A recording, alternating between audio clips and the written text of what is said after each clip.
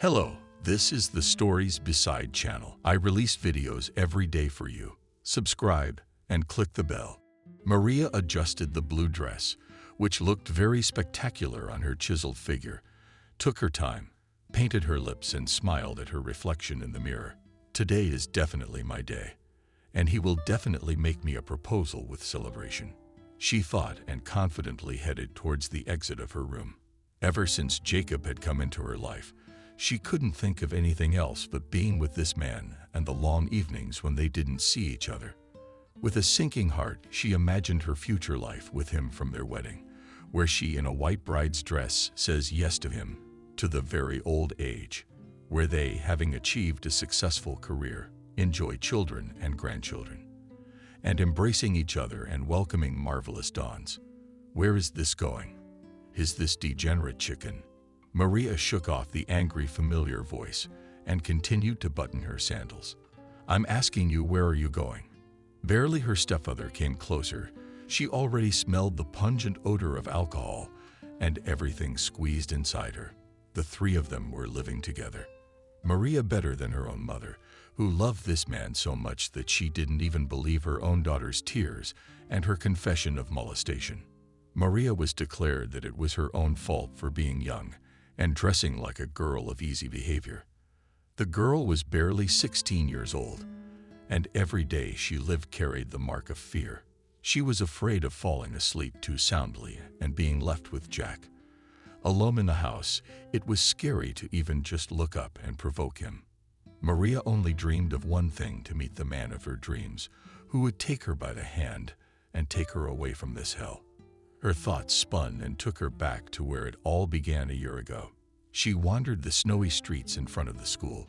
Pro shivered from the cold in her light fall jacket and thought about where she could go to warm up and pass the time until her mother came home from work. As suddenly a sharp squeal of brakes made her turn around, and a second later, she was thrown by some unknown force. She hit the ground and lost consciousness. The first thing the girl saw was the white ceiling. She glided smoothly, like a skater on ice skates, across the glossy surface, sometimes stopping to rub it. When Maria came to her senses, she heard an unfamiliar voice and turned to its source. Standing in front of her was a middle-aged woman dressed in all white, probably a nurse or a doctor, Maria thought. And then the memory mercilessly splashed all the recent events on her. The street near the school, a car at breakneck speed, students on her. How do you feel? The woman in white spoke again. What happened to me? The girl tried to raise herself a little to sit up on the bed. Her head ached and spun at the same time. Something took out her right hand, and turning her head, Maria saw a drip next to her bed and sticking in her wine medical needle. And what happened was that you were born under a lucky star. A girl, replied the nurse, coming over to adjust Maria's pillow. You were hit by a car. After a little silence, the woman in white added, the roads in our city are not sprinkled, so they're very slippery. The driver lost control, flew out onto the sidewalk, tried to turn the wheel to avoid hitting you, and crashed into a tree. Unfortunately, he was a little less lucky than you. Moderate concussion, fractures to both legs. Still, you were both born with a shirt on your back. You're young to have such adventures. It's time for you to rest, though.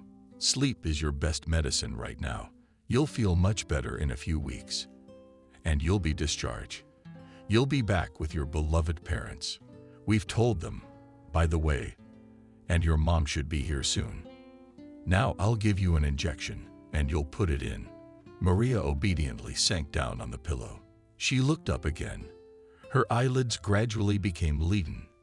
The insect began to blur and gradually disappeared. But in her mind, she kept thinking, I don't want to. I don't want to go back to this house. She dreamed of the old porch of a rustic cabin, while logs of this staircase, which uncazily stood out against the perfection of the surrounding nature.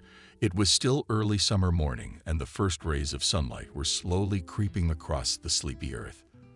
Transparent drops of dew, in opera, spat on the lush green grass.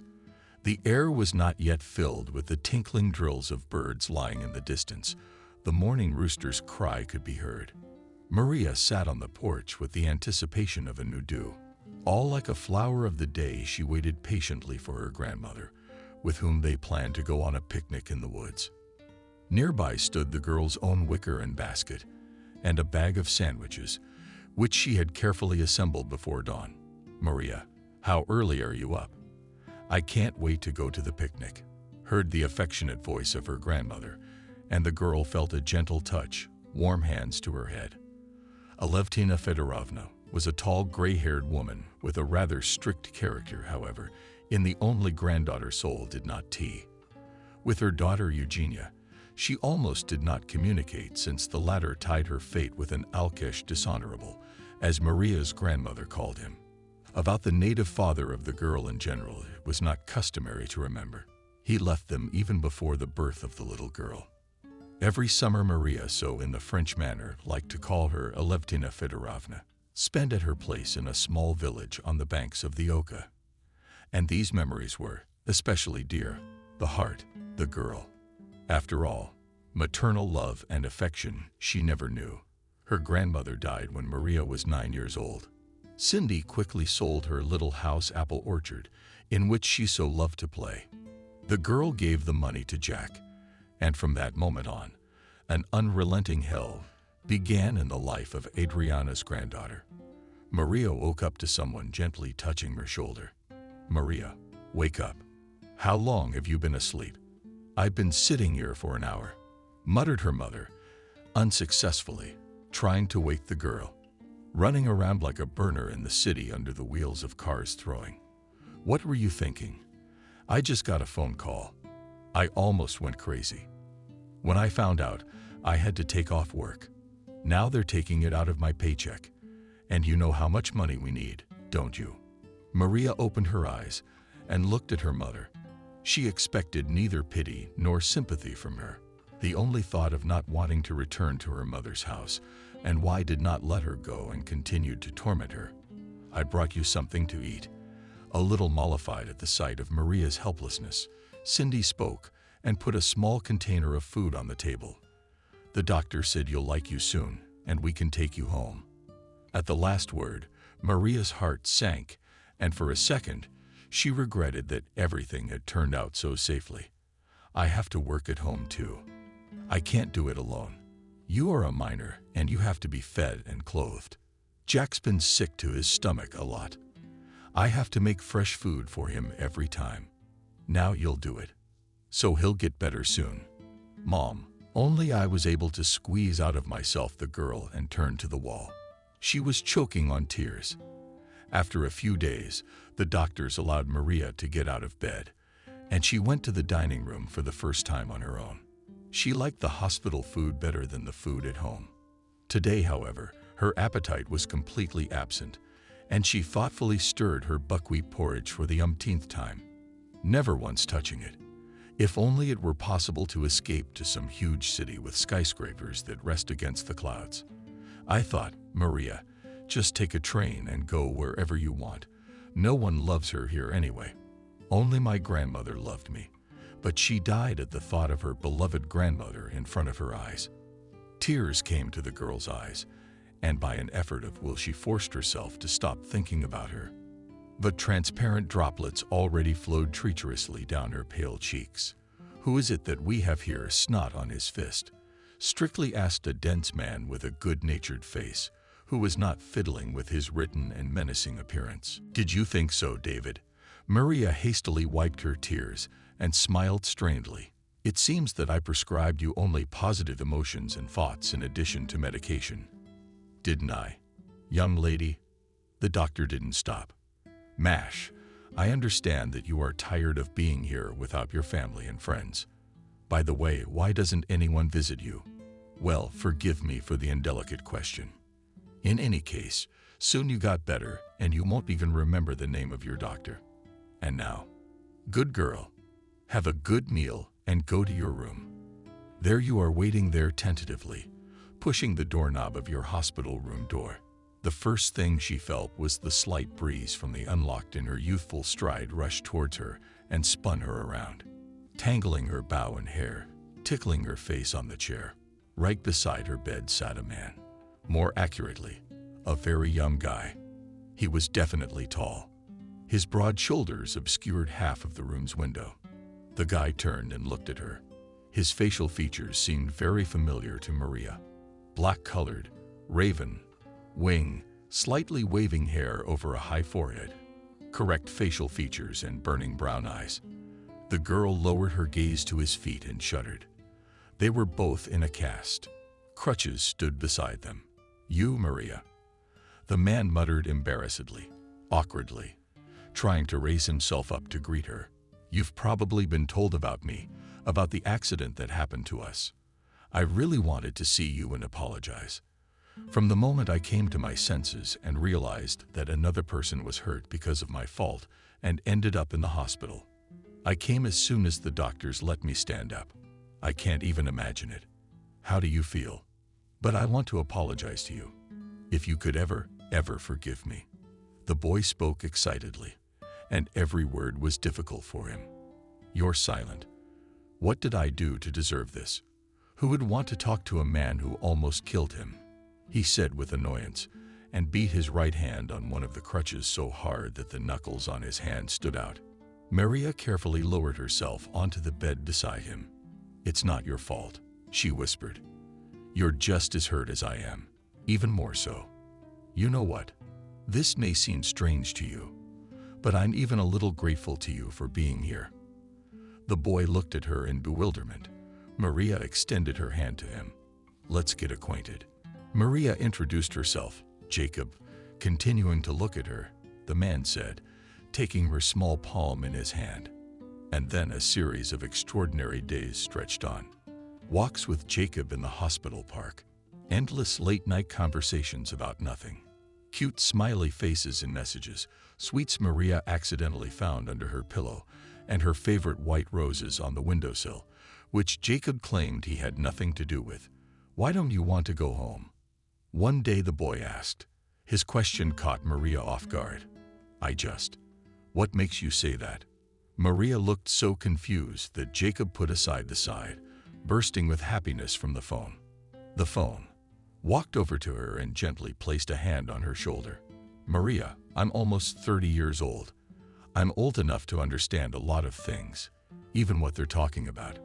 Besides, your cute bra always has everything written right on it like a book. So what's going on with you? What are you so stubbornly silent about?" "Oh, baby, everything's fine." It was just the girl at first, trying to put on her usual mask of indifference, aloofness.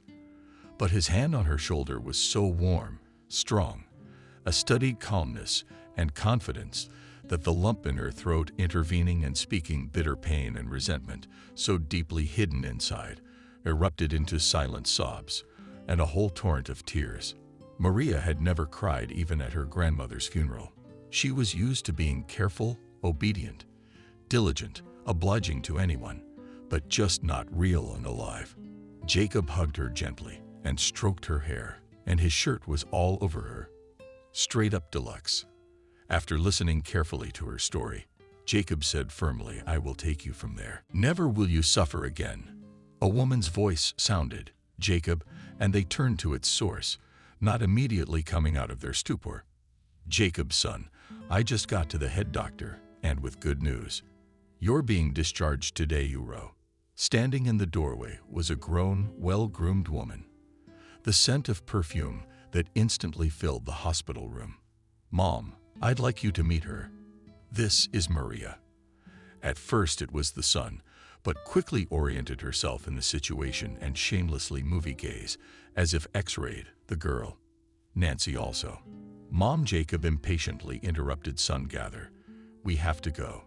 Jacob, a little confused, looked at Maria and, freed from her embrace, rose from the bed, but immediately, turning around, with a smile said, "I am always with you.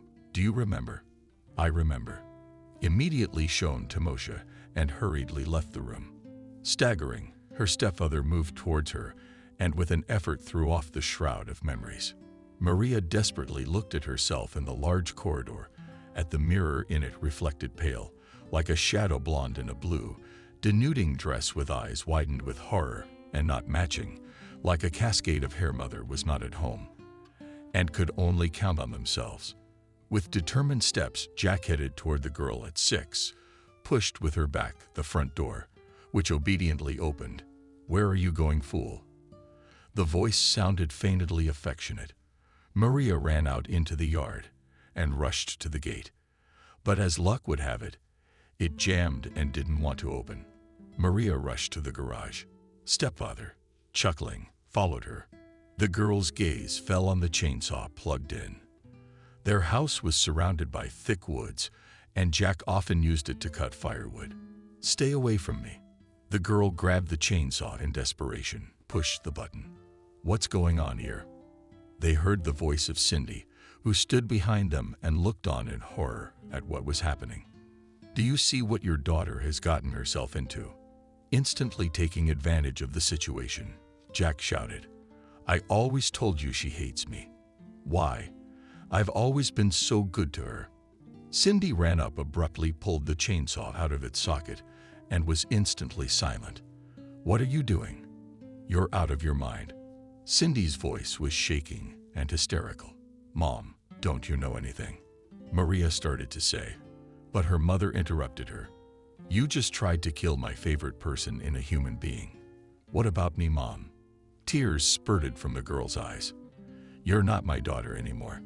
Get out of this house." Cindy was screaming.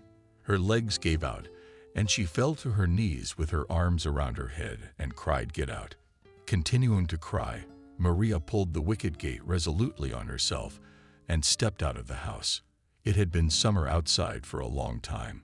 Everything around was green and blooming, but the evening's penetrating breeze made Maria lean. She walked through the woods along the road, and occasionally passing cars illuminated her with their headlights. She was on a small hill now, and then fell through the still soft soil after the rain. But the girl walked to the stop, not paying any attention to it. She only wanted to see and hug her Jacob as soon as possible. He would definitely save her. Maria was absolutely sure of it. "If it wasn't for Jacob, I could never have survived this," thought the girl, trying to erase from her memory the pale, hateful face of her mother. After the discharge from the hospital, Jacob and Maria did not part for a single day. He would pick up and eat school, feed her a delicious lunch, and they would take romantic walks around the city, holding hands, or went to the movies, never wondering what the session was. The guy worked in a prestigious law office, dreaming of a brilliant career in the big city. He spent a lot of time for additional training.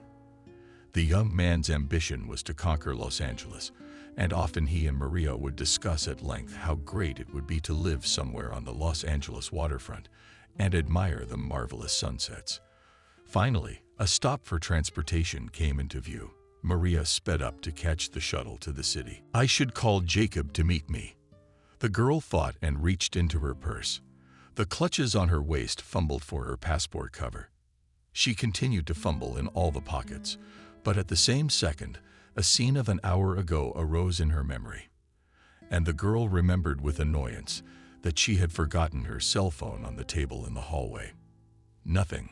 I'll come to my lover myself. After all, I so today wanted to surprise him," calmed herself Maria, and turning to the window, began to watch the quickly glimmering all the forest. An hour later, she was already walking along a familiar city street. It was already dark, and the girl hurriedly turned to the right entrance.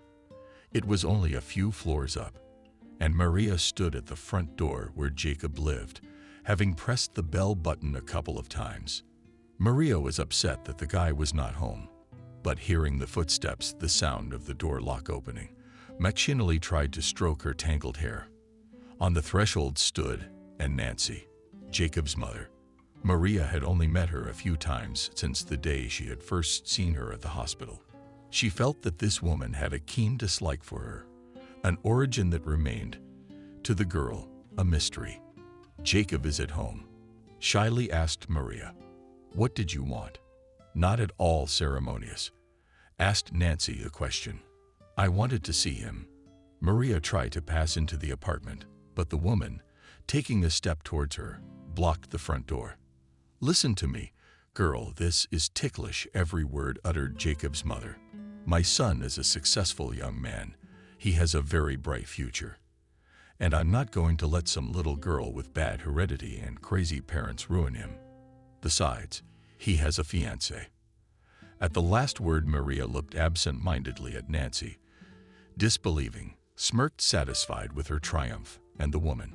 She opened the door ajar so that the girl could see the living room. There was a family atmosphere at the festively set table.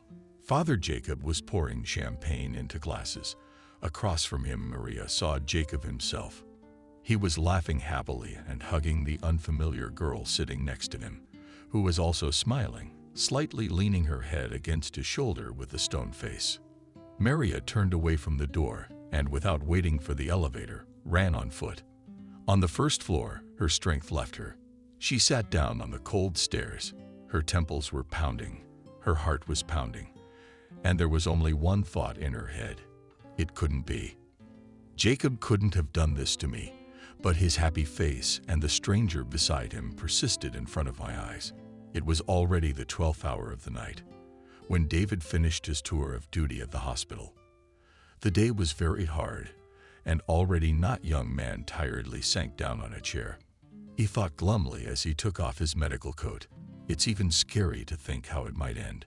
He slowly descended to the first floor, walked to the reception desk, pushed open the glass door, and greedily breathed in the fresh night air. David, the man, shuddered in surprise and turned his head to stare at the silhouette of a woman sitting on a bench outside the hospital.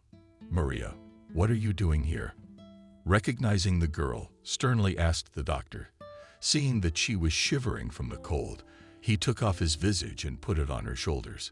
Maria covered her face with her hands and cried, "Let's go. There is a 24-hour coffee shop not far away. You must be hungry. We'll have some hot tea, and you'll tell me all about it." They sat in a small cozy cafe right in the center of the city. David was smiling slightly, looking at Maria's cheese pizza. She was no longer shivering from the cold and played. The one brought by the waiter was now lying on the stove, on the chair next to the girl. "Just please don't send me home."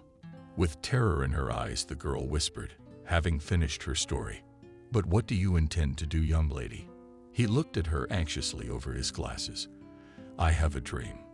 Pensively looking somewhere in the distance, said the girl. It was early morning when they stood on the platform of the train station.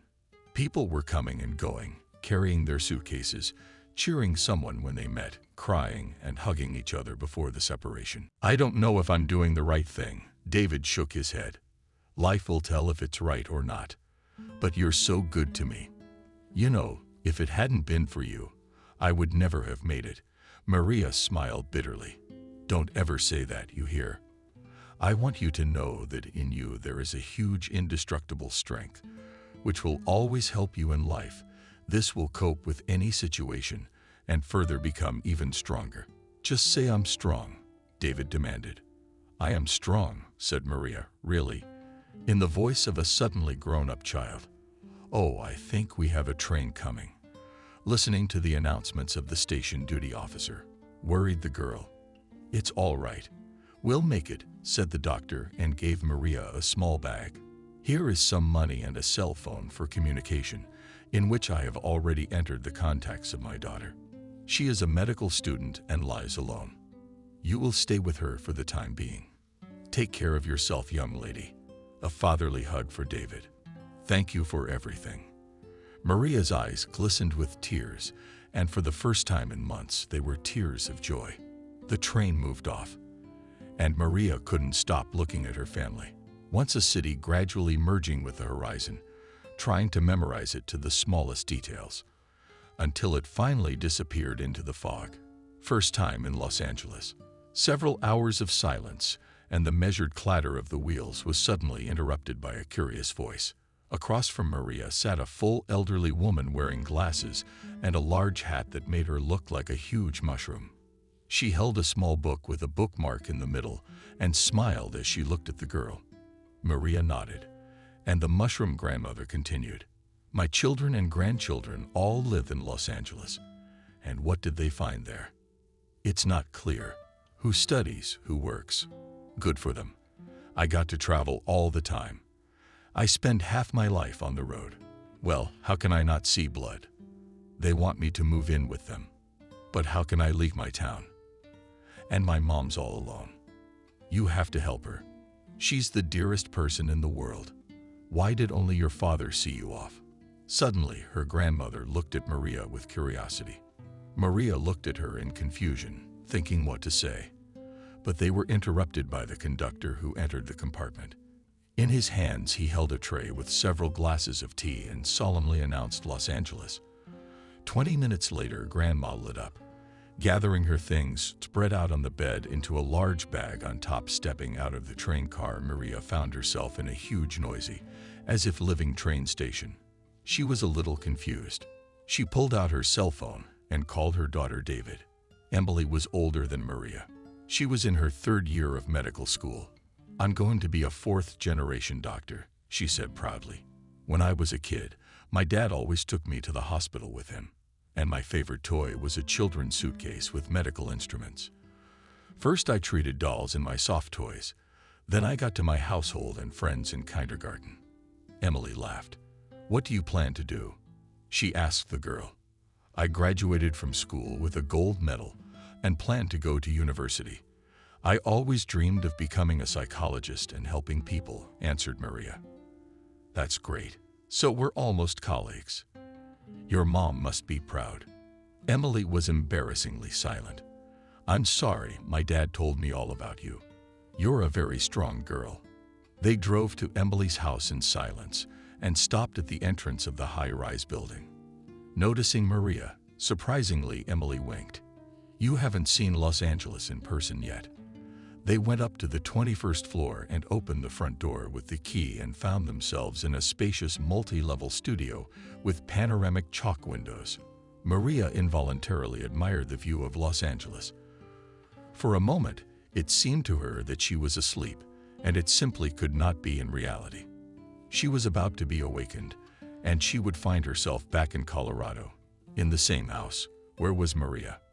"What are you doing up? Hurry up and sit down, and let's eat breakfast." Emily was in full swing on the bed, on the chair on which there were already 2 cups of fragrant coffee on a plate, appetizingly arranged croissants with ham and cheese. Oatmeal porridge was cooking on the stove. "Emily, tell me honestly, I won't embarrass you if I live here for a while. I plan on getting a job and a place to live. I've got the whole summer ahead of me. I have to get ready for university. I'm very grateful to you. But I realize very well that I won't be able to use your kindness all the time. And it's time for me to start taking care of myself," Maria said thoughtfully. "Maria, don't hurry. You can stay for any period of time. And I assure you that you will not be a burden to me. You know, I'm an extrovert. I need companionship all the time. And honestly speaking, I'm a little sad." Emily's one persuasive voice. "Anyway, you get settled in. I have to go to university. I have hospital duty tonight. Tomorrow we can spend the whole day together. I'll show you around Los Angeles. Your bed's upstairs, bathroom, clean towels. In the closet you can take any clothes you want and change." The girl grabbed her purse and headed for the exit. "Thank you again," Maria smiled. She slowly drank her coffee. She took a shower and changed her clothes, finding the simplest long-sleeve dress in her closet. Sitting down on the wide windowsill, Maria pulled out her cell phone and downloaded several job search apps at once. Immediately putting the filter without experience, she delved into studying the vacancies. There were many options: waiters, administrators, salespeople, consultants, operators of checkout points at marketplace. They're signed up for several interviews. The girl began to study the conditions of admission to several universities at once. It was well past 12 o'clock when she put aside her cell phone glance. Her again fell on the beautiful landscape outside the window. Deciding to take a little walk, Maria left the house and walked towards the embankment. Many times she had seen this city in photos and videos, but now the sight was so mesmerizing that she stopped every now and then and marveled at the harmonious combination of ancient architectural monuments and modern buildings. How quaintly intertwined were the stone jungle and ancient streets with the green oasis of parks. Dusk began to descend on Los Angeles, and the city glittered with the shimmer of multicolored lights. Reaching the waterfront, Maria took a seat on a bench. A small boat sailed past, with loud music playing on board.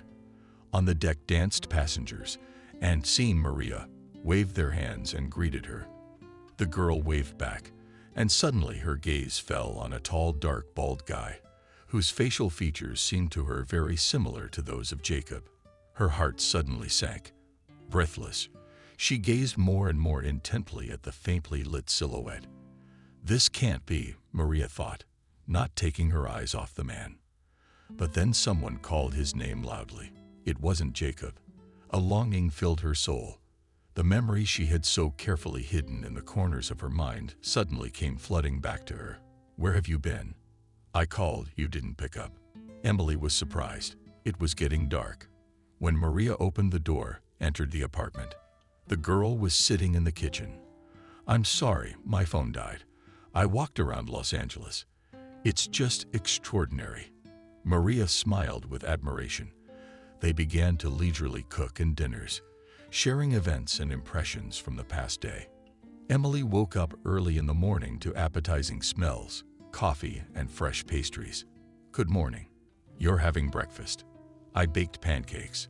Maria smiled. She was already dressed, as if she was going to leave the house any minute. Why are you up so early? I have the day off today. I wanted to sleep in and go for a walk around Los Angeles. I'm gonna have to cancel. I have 3 job interviews. Maria poured coffee. Oh, that's too bad. Then I'll wait for you at home. We have a party planned with my friends tonight. You remember, don't you? Emily yawned and reluctantly got out of bed. Maria walked out of the house into the street. A warm summer rain had just fallen, and the air was fresh and moist. Rainbows were colorful on the horizon, and the rays of the sun were breaking through the green noise of this branch of foliage. Having built a route in her phone, the girl quickly descended into the subway, deftly maneuvering between the chaotically moving crowd of people. Maria ran into the last subway car and sat down on the vacated seat. If I follow the time clearly, I will be able to pass the interview in 3 different neighborhoods of Los Angeles before the evening. The girl thought, and updated her resume on the website again. Entering a huge shopping center, Maria quickly oriented herself by the signs, went up to the 3rd floor, and turned into a large chain stores of cosmetics and perfumes. Good afternoon. Where do you have an interview for the position of sales consultant here? She addressed the girl at the cash register through. She was already sitting in a small windowless office, trying to cope with her excitement. Maria began to look at a large stand with a bottle and a box, and a bottle of different volumes and sizes. Good afternoon. Do you have your resume with you? A tall, slender woman in a gray suit entered the office. I can't find your resume on the website. She turned on her computer, put on her glasses, and started going through the candidate files again. Yes, to be honest, I can pretty much voice what it says. I graduated from high school with honors, and I'm preparing for university. I haven't worked anywhere yet. The woman raised her head and looked at Maria carefully. So you have no work experience at all? Yes, but I'm a very easy learner. Maria became very nervous, and her voice trembled. The woman shook her head and took off her glasses. Tatiana, I can't accept you for this position. I'm Maria. I apologize, Maria. But I really can't take you on. Of course, we have training and internships, but I assume that the candidate has at least minimal experience. Maria left the mall a little upset, but how do people get that experience? They are not born with it. With annoyance, the girl thought. With hopefulness, she went to the 2nd interview, walking along the embankment. Maria every now and then checked with the navigator. In front of the girl hovered huge buildings, which she had previously seen only on the internet. Their tops were lost somewhere in the clouds, and the mirror surface was blind under the sun. Wow, it's beautiful here, and how different Los Angeles is, Maria thought, remembering the small streets of Pokrovka with its cozy janitors. To some it is friendly and accommodating, and to some it does not give a single chance, continued mentally philosophizing. The girl reached the desired address and began to go up on the high-speed elevator, which took her breath away on the 43rd floor. The elevator stopped and Maria hurriedly opened the website to see the number of the office where the interview was taking place. Standing near the door was a pretty girl in jeans and a fat girl with long loose hair, looking like Rapunzel from a cartoon. "Are you being interviewed?" Rather smiling broadly, she hurried to Maria. Maria found herself in a large conference room with panoramic chalk windows. In the center stood a white plastic board with multicolored markers. Next to it stood quite a large number of chairs arranged in several rows. The girl took an empty seat. "Are you at the interview too?" A young girl with big frightened eyes sat beside her. In her hands she nervously twirled her cell phone. "Attention, we begin," loudly spoke Rapunzel and clapped her hands, attracting everyone's attention. "I want to introduce you the director of our company, James.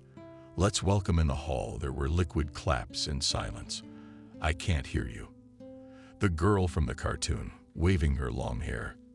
"Doesn't anyone here need a job?" A man in his 40s in a brown suit and a white shirt that was so tight on his big belly that it looked like it was about to burst. "We are all here to make things happen." James began his speech, stretching his words. "There is no ceiling on revenue in the company of which I am a director. Working a regular job, you will always be limited by your salary. I am here to teach you how to make big money and create your own business." "I don't understand." On the phone I was told that the vacancy here is on a competitive basis, and here they are talking about some kind of business. The girl with big brown eyes whispered in bewilderment. "Now the whole world has moved online, and I will teach you how to create your own business and how to develop it later." "And can we get to the point? What is required of us?" A man in the front row couldn't stand it after 20 minutes of the director's promising speech. "You need to take a training course where I and my staff will help you create your own store online and get your first income. There is a fee for the training." Questions were heard from everywhere. "You must realize that free cheese only comes in a mousetrap." The hands of a pot-bellied man. "But I promise you that very soon you will be able to earn your first big money." A rumble of disgruntled voices went up. One by one, people began to get up and leave. A cry came from the eyes. Maria's roommate also got up and hurriedly headed for the exit. When there was no one left in the room, and James and Rapunzel were gesticulating vigorously, discussing something animatedly, Maria approached them. "How much does this training cost?" She looked questioningly at the director. "What is your name?" "Girl?" asked James and looked at her interestedly. "Come sit down, Maria." The man gestured her to a chair and sat down next to her. "The tuition is $3,000, but I think it's a life-changing investment that will pay for itself in the first few months of your business. But I don't have that kind of money. I'm looking for a job on my own. Perhaps your parents or friends will help you. Will you be able to break even soon?" "I'm sorry, it doesn't suit me." Maria got up and walked resolutely towards the exit. What kind of day is today? She thought with despair as she headed for the interview. You need either experience or money, and I have neither. There is always hope. I will definitely find a job, she reassured herself. When she got to Arbetskaya, she got out of the subway and immediately saw a restaurant with a beautiful facade. Going inside, she approached the bartender and said that the restaurant manager was waiting for her. At the interview, a young man asked about the cathedral counter.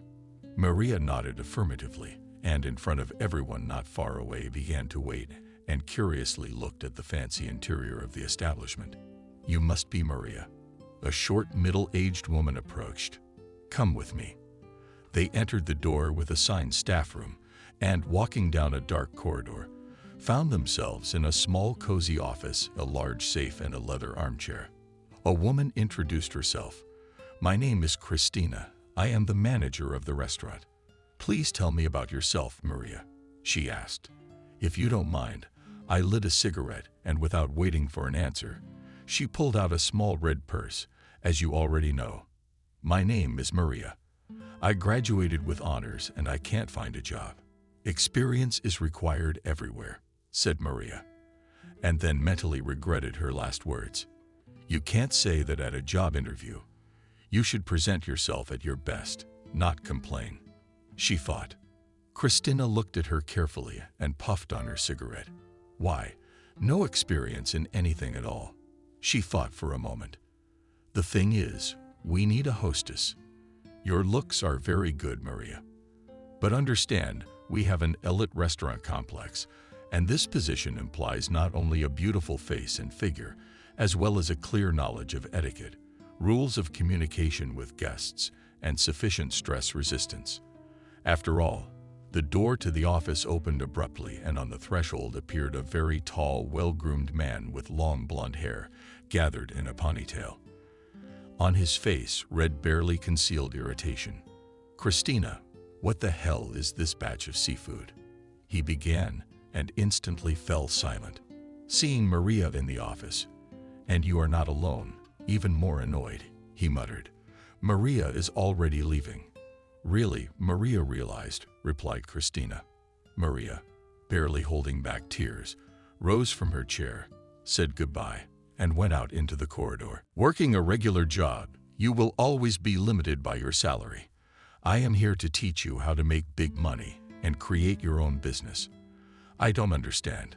On the phone, I was told that the vacancy here is on a competitive basis, and here they are talking about some kind of business. The girl with big brown eyes whispered in bewilderment. Now the whole world has moved online, and I will teach you how to create your own business and how to develop it later. And can we get to the point? What is required of us? A man in the front row couldn't stand it after 20 minutes of the director's promising speech. You need to take a training course where I and my staff will help you create your own store online and get your first income. There is a fee for the training. Questions were heard from everywhere. You must realize that free cheese only comes in a mousetrap, the hands of a pot-bellied man. But I promise you that very soon you will be able to earn your first big money. A rumble of disgruntled voices went up. One by one, people began to get up and leave. A cry came from the eyes. Maria's roommate also got up and hurriedly headed for the exit. When there was no one left in the room, and James and Rapunzel were gesticulating vigorously, discussing something animatedly, Maria approached them. How much does this training cost? She looked questioningly at the director. What is your name? Girl? Asked James and looked at her interestedly. Come sit down, Maria. The man gestured her to a chair and sat down next to her. The tuition is $3,000. But I think it's a life-changing investment that will pay for itself in the first few months of your business. But I don't have that kind of money. I'm looking for a job on my own. Perhaps your parents or friends will help you. Will you be able to break even soon? I'm sorry, it doesn't suit me. Maria got up and walked resolutely towards the exit. What kind of day is today? She thought with despair as she headed for the interview. You need either experience or money. And I have neither. There is always hope. I will definitely find a job, she reassured herself. When she got out of the subway and immediately saw a restaurant with a beautiful facade. Going inside, she approached the bartender and said that the restaurant manager was waiting for her. At the interview, a young man asked about the cathedral counter. Maria nodded affirmatively, and in front of everyone not far away began to wait and curiously looked at the fancy interior of the establishment. You must be Maria. A short, middle-aged woman approached. Come with me. They entered the door with assigned staff room and, walking down a dark corridor, found themselves in a small, cozy office, a large safe, and a leather armchair. A woman introduced herself. My name is Christina. I am the manager of the restaurant. Please tell me about yourself, Maria, she asked. If you don't mind, I lit a cigarette, and without waiting for an answer, she pulled out a small red purse, as you already know. My name is Maria. I graduated with honors and I can't find a job. Experience is required everywhere, said Maria, and then mentally regretted her last words. You can't say that at a job interview. You should present yourself at your best, not complain. She thought. Christina looked at her carefully and puffed on her cigarette. Why, no experience in anything at all. She thought for a moment. The thing is, we need a hostess. Your looks are very good, Maria. But understand, we have an elite restaurant complex, and this position implies not only a beautiful face and figure, as well as a clear knowledge of etiquette, rules of communication with guests, and sufficient stress resistance. After all, the door to the office opened abruptly, and on the threshold appeared a very tall, well-groomed man with long blonde hair, gathered in a ponytail. On his face read barely concealed irritation. Christina, what the hell is this batch of seafood? He began and instantly fell silent. Seeing Maria in the office, and you are not alone, even more annoyed, he muttered. Maria is already leaving.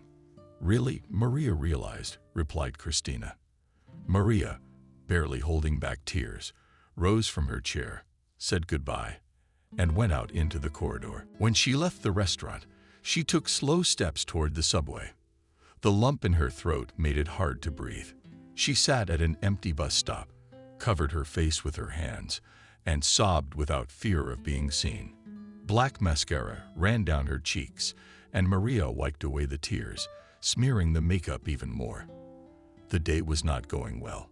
She heard a familiar male voice. The same man who had burst into Alexandra's office without knocking was standing right next to her. 5 minutes ago, without answering anything. Maria pulled a small mirror out of her bag and tried to tidy herself up. What a polite girl. The man laughed, taking out of the inner pocket of his jacket a small package of wet wipes. Handed them to Maria. My name is Sam. Can just be a word, he said.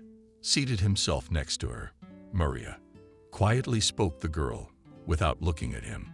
Look, I'm not going to play psychologist. Were you asking me what happened? Maybe I can guess. Frankly, I can help you, provided you confirm my guesses, of course. So I suggest we sit somewhere nice and talk. If you'd like, of course. But how can you help me?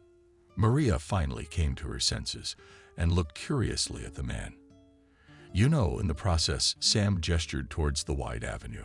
There is a very cozy cafe here, where you can talk quietly. At the sight of the girl's confusion, he pulled out a passport from the same inner pocket and opened the first page. I would like to introduce myself. Sam, owner of a chain of Los Angeles restaurants and nightclubs. They were sitting in a small hookah lounge near the center, tired of the long, emotionally exhausting day. Today, Maria drank fragrant tea with witnesses' interesting purple color and carefully choosing words, talking about herself. It's like I'm at a job interview again. The girl smiled and embarrassedly defaulted. You can just say a word. He deeply inhaled, standing on the table hookah. So, what do we have? Summarized the man, releasing upward perfectly rounded rings of smoke. A talented man who can't find a job and is not hired anywhere just because of his lack of experience. I got it right. The girl nodded affirmatively. Maria, what if I offer you one quite interesting place with a good income? It's tuition-free, or there's a catch in something else. Maria blurted out. Sam laughed out loud. It seems that you had a negative experience, but let's not talk about it. What I offer is quite legal and brings good profit. All right, let's call it a salary. It'll make you feel better, right? So, as I said earlier, I own a chain of restaurants and nightclubs. I'm the owner, and I'm offering you a job. It's an undercover waiter. Let's call it. Okay, you serve the guests, but you offer them expensive liquor, expensive food.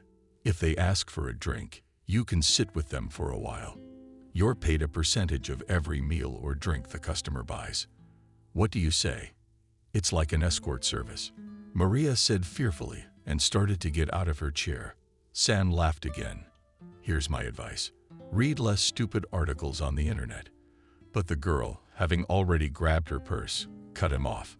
Sam, thank you, but I'm not interested. Have a nice stay. She pushed back her chair, trying to get out. Sam hurriedly pulled a business card out of his wallet and held it out to Maria. You take it. Think about it. If you need my help, just give me a call. Seriously, he said, helping the girl out. It was already dusk when Maria stepped out of the subway and headed towards Emily's house. Barely Maria opened the door with her key. She heard music playing loudly. Maria exclaimed happily to Emily when she saw the girl appear in the door. But where have you been walking for so long? We're in the middle of a party. Come and join us. Around the table, there was a group of familiar young men and women. They were talking about their own things and laughing merrily. Oh, what a blonde, whistled a young man standing next to Emily and extended his hand to Maria. Let's get acquainted. I'm Mike. Maria reluctantly gave her hand and nodded politely. What's wrong? Taking the girl aside from the intrusive male attention, Emily asked. I had a lot to tell you. Lowering her voice, Maria said, but to summarize, not a good day. Oh, relax, baby. You'll tell me tomorrow. You're alive and well. That means everything's okay. What's with the sad face? Let's have some fun. Have a couple of cocktails and you'll be fine. Stompy. Look, Mike, he likes you. And he's the son of rich parents, by the way. Be nice to him. Maybe you won't have to work at all. Then, with a drunken giggle, I winked at the girl. We have an aversion to the smell of alcohol since childhood. Maria flared up with renewed vigor, and a little standing in the general company for propriety, she stealthily slipped out on the landing. The girl crouched on a cold step and lost her whiskers. Her mind was a hurricane of thoughts and emotions after the previous day.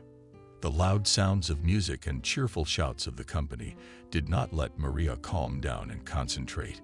Deciding to breathe a little fresh night air, Maria entered the elevator and, after a little thinking, pressed the button of the top floor. Another flight of stairs to the technical floor, and she pushed the door leading to the roof. To Maria's great surprise and joy, the door swung open slightly. The girl's breath was taken away by the gust of wind and the view of glittering Los Angeles at night. From a bird's eye view, it was all transmitted by lights, like a Christmas tree leaning with her back against the wall. The girl quietly admired the beauty that had become her view. I hope today is not a good time to commit suicide. She heard an ironic male voice behind her. At least wait until tomorrow. She shuddered in surprise. Maria turned around and saw one of the guys present at the party she had escaped from. How did you find me? The girl was surprised. And what does tomorrow have to do with it? It's very simple. I noticed that you are not very cheerful at this holiday. And when you ran away, I looked out into the corridor and saw you going upstairs. And now that I've already witnessed a possible suicide, I can't leave you here. And I'll have to talk you out of it long and hard. What makes you think I'm gonna jump? Maria, starting to lose your patience. No. Oh, then I'm cool.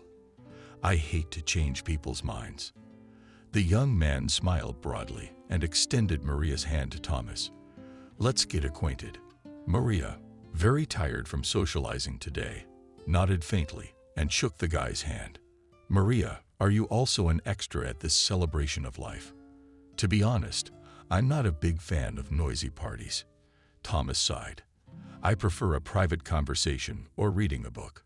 Noticing that Maria was shivering from the cold, he took off his jacket and threw it over her shoulders. What do you like? I also like to read books and socialize. I dream of becoming a psychologist to help people, the girl replied, not stopping to admire the night landscape. It's really beautiful here, she smiled. Night Los Angeles is irresistible, looking not at the landscape at all, but at the point profile. The girls agreed. Thomas, I am very new here, admitted Maria. Then I invite you on a little adventure. Thomas winked at the conspirators. Maria, you've got something to lose. Emily struggled to get out of bed and headed for the refrigerator. I think it's a pretty good offer. Yeah, it's not like working in a fancy office on the 5th floor of a building, but you gotta start somewhere. She took the mineral water out of the fridge and drank greedily from the neck of the bottle. God, what a headache. And why did I drink so many cocktails? And you know, I'm a little sorry that I immediately burst out and ran away, without listening to Sam. Maria sat in front of the mirror and with deft hand movements, paid a French braid. Of course, this is a nightclub and working at night, but I still think it pays well. Plus, I'll have time during the day to keep studying for my exams. Speaking of yesterday, you know the dark-haired guy well. What's his name? Thomas. I think Maria pretended to try to remember what he liked. Emily turned around and looked at her friend with interest. No, it's just that he followed me up to the roof. The girl was embarrassed. Wow, you also had a romance on the roof. Emily laughed. Emily, stop it. Nothing happened. Maria laughed too and threw a wooden pillow at her friend. They were so far apart that they didn't notice that they had made a mess in the apartment. I'm glad your work and personal life are getting better.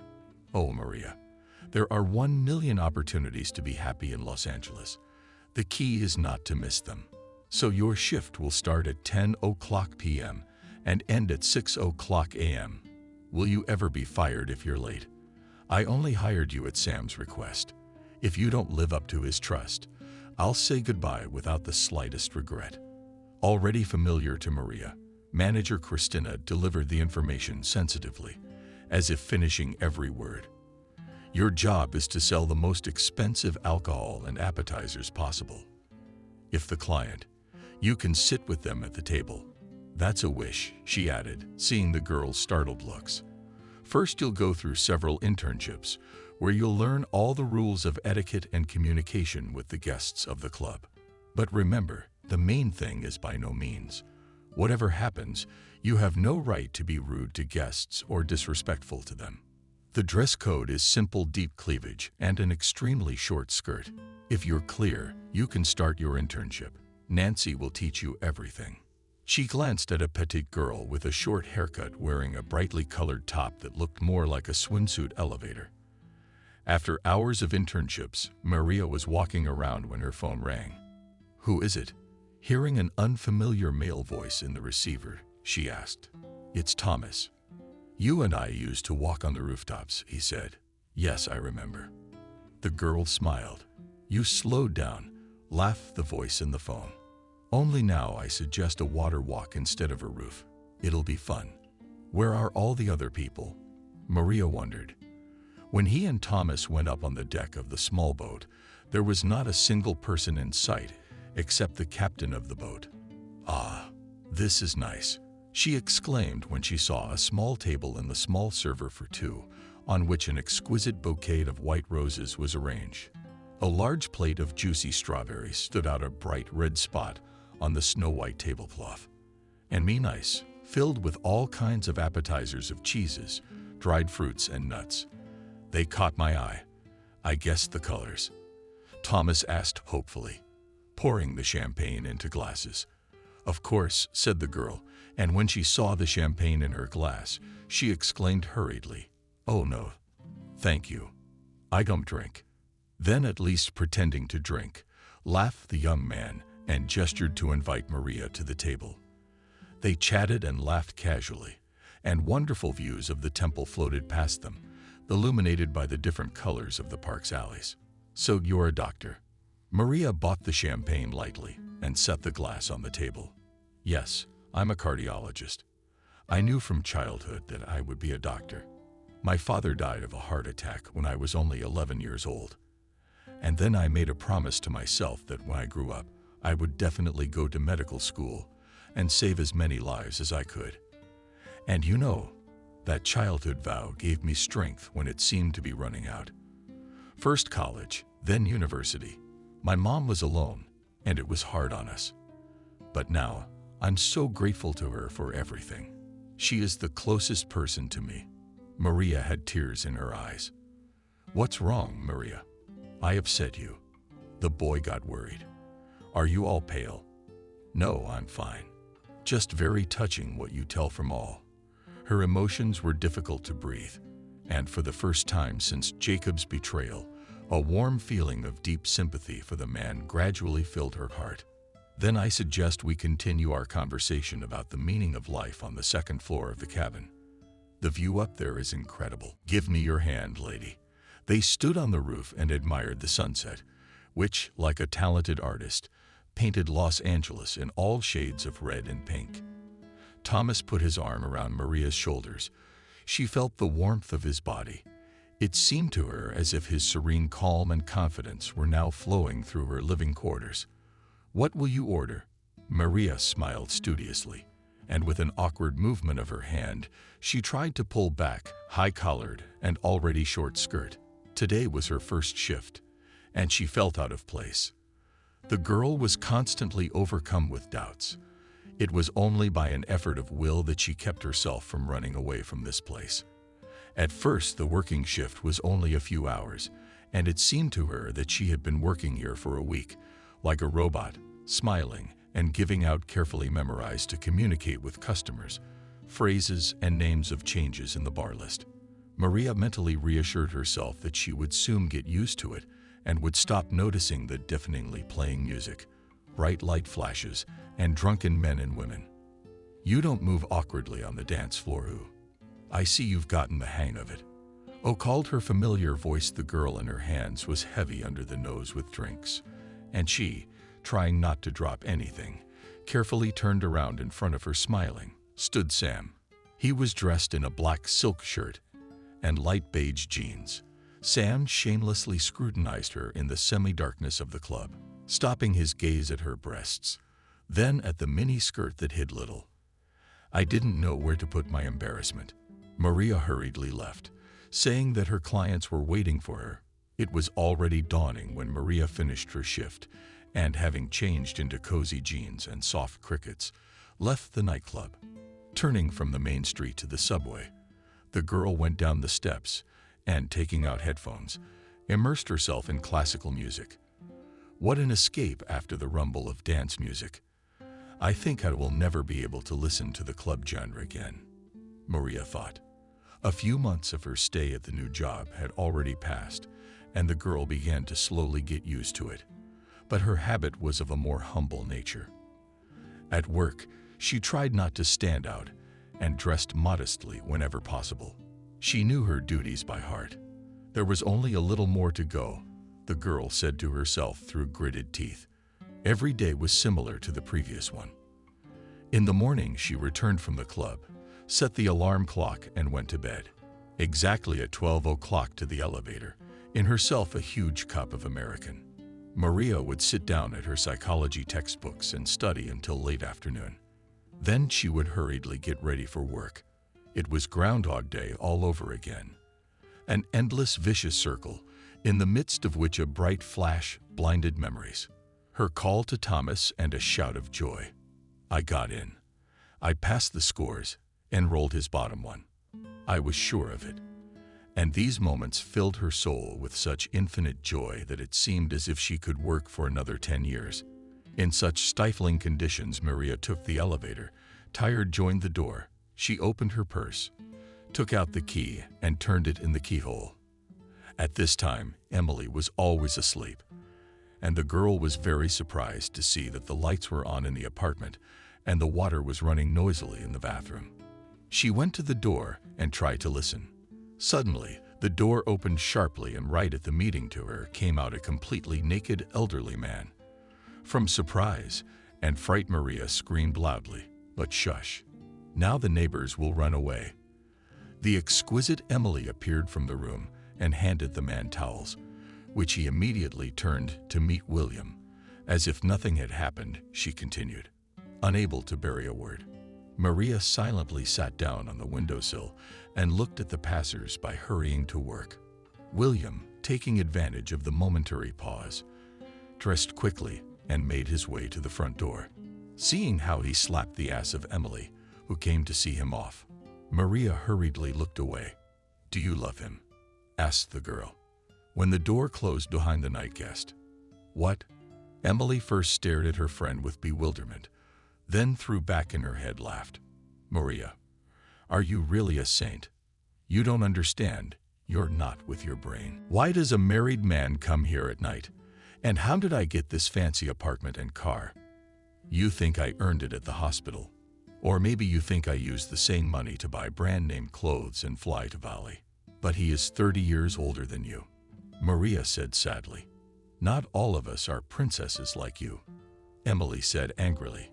We have been dating since I came to conquer the capital. Emily, I'm sorry. It's really none of my business. You do what you think is right, and no one has the right to take life from you. Okay, bygones. Emily softened. You'd better show me the ring. Maria stretched out a long, graceful hand, where on the ring finger shone a gold ring with a neat stone in the middle of the voice with a diamond. The prize, whistled Emily. When the wedding? Next summer, probably. But the subject says he wants to marry me as soon as possible, even if I don't want to wait that long. Maria, you're crazy. A man as resourceful as your Thomas should marry himself right away, or some bitch will come along and steal him away. Oh, Emily, is it irredeemable? Maria laughed. He likes homely, modest girls. He's very fond of coziness himself. We dream of a big house, to have many children. He and I have the same outlook on life. We hardly ever fight. Only about my work. Thomas is totally against working in a nightclub. He says that he would not want me to work at all when I become his wife.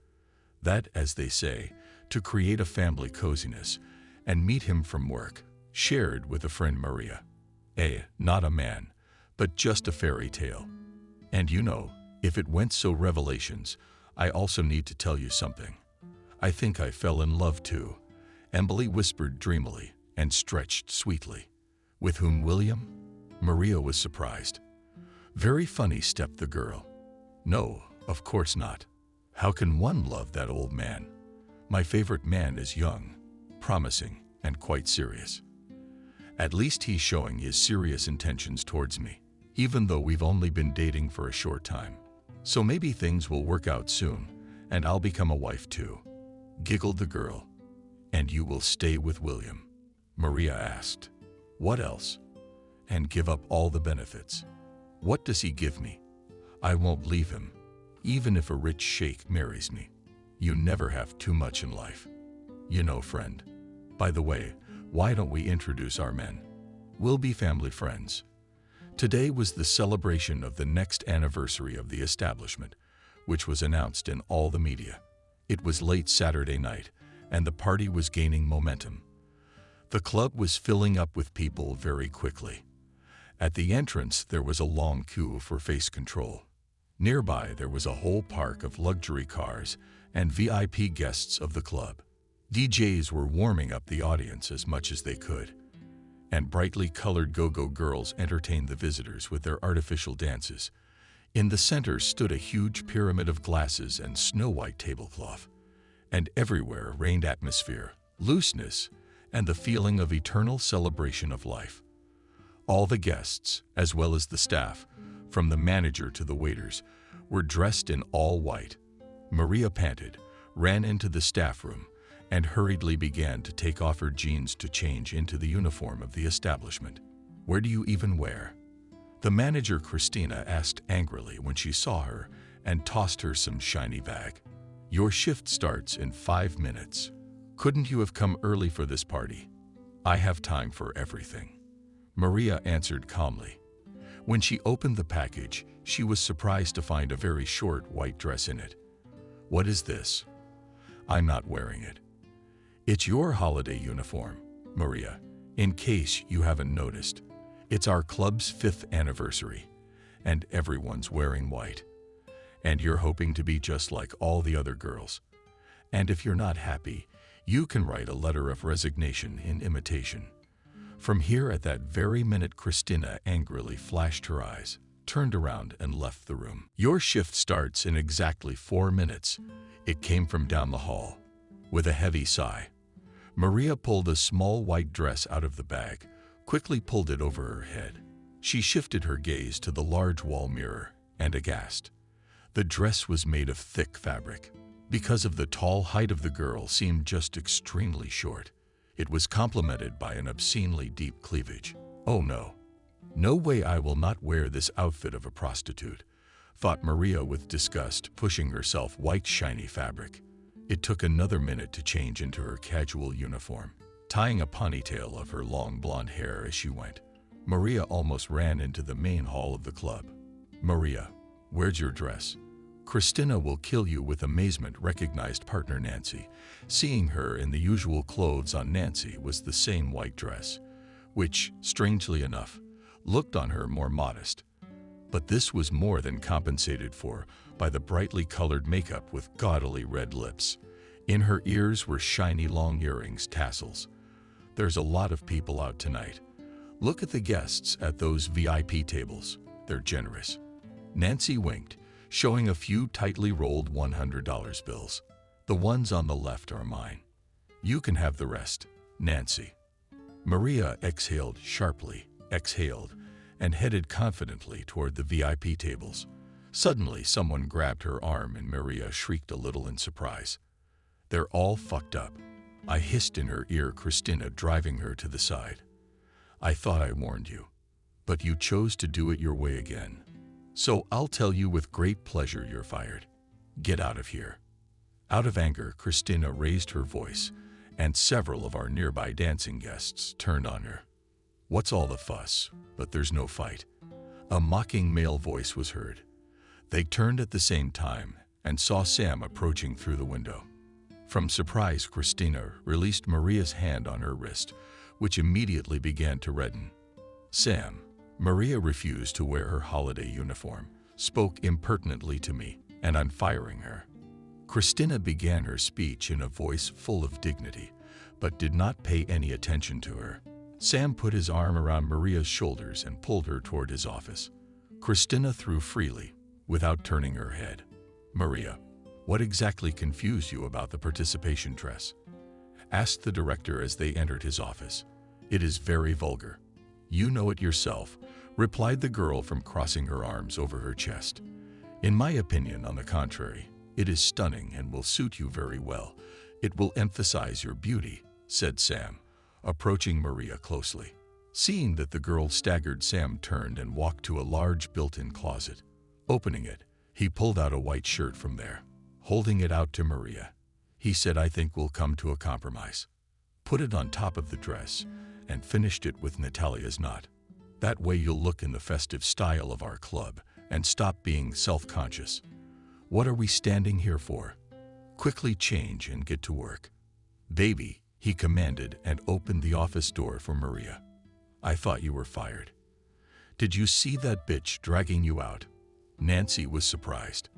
When her partner showed up, a minute later, Maria was standing in front of the guests, smiling dazzlingly. Can I offer you something special, from drinks or maybe appetizers? In a polite voice, she asked. At the table sat a man and a red-haired girl. All of them were openly looking at the girl from head to toe, and Maria tried to discreetly pull the short hem of her dress lower. Beautiful long legs, stated the gray-haired man, with a beard spread out in a leather armchair to smoke a hookah. And there's nothing to be shy about. What's your name? Maria, the girl replied lightly. He motioned her to a chair and gestured, invited her to sit down. My name is Chuck, and these are my friends. Maria, if you would be so kind as to grace our evening with your presence. The girl sitting across from him shook her lips contemptuously and turned away. Maria sat down in the chair, and Chuck opened the menu. What do you recommend as a local expert? Smiling, he asked, sitting closer to her. I want to order all the items on the menu. After a brief discussion, a man announced as the waiter approached their table and the most expensive champagne the bar had for Maria. The friends seated at the table raised their heads in surprise at Chuck. I don't drink alcohol. Maria blushed with embarrassment. You'll have to. A man sitting across from Chuck with a cigar laughed. Why did it fall out of his mouth? Maria got up from the chair and, apologizing, headed for the ladies' room. Where are you going? When she came out as if from under the ground, Sam appeared in front of her. Maria, you made a big score. Chuck, I'm thrilled with you. He texted me that he doesn't want you to leave tonight. So don't leave the table and run away from him in the hall. You don't actually own me. Maria glared at me. Of course not. Girl. Reconciliatory began Sam, and his voice sounded a little ingratiating. You can do whatever you want. Just spend the evening with him. And then it's up to you. The fun had already reached its peak. The waiters were turning up their noses, and the bartenders were stirring cocktails nonstop. Only white parts of people's clothes and their white teeth and smiles flashed on the dance floor. Flashes of gunfire sparingly picked out of the darkness, faces, hands, burning eyes, distorted figures of kissing couples. Chuck's friends, seated across from Maria, gradually began to fade away. The man who kept his cigar in his hands dozed off in his chair, resting his head on the windowsill. The perpetually disgruntled red-haired girl was talking to someone on a video link, trying to shout over the bursting eardrums, loud music. Only Chuck seemed to be perfectly sober and listened with interest to Maria, who, out of politeness, was trying to maintain a place that was inappropriate for such a place. Small talk. I suggest we continue our evening with a stroll through Los Angeles at night, which is beautiful, especially through the limo window. Chuck covered Maria's palm with his broad, large hand. Unfortunately, I can't. Maria tried to speak calmly and respectfully, but a tremor in her voice gave her away. She tried to free her hand, but the man's hand only squeezed her palm harder. "Baby, you better calm down," Chuck whispered unpleasantly, smiling, seeing the girl's frightened look. "Once again, I like you, and I want you to come with me.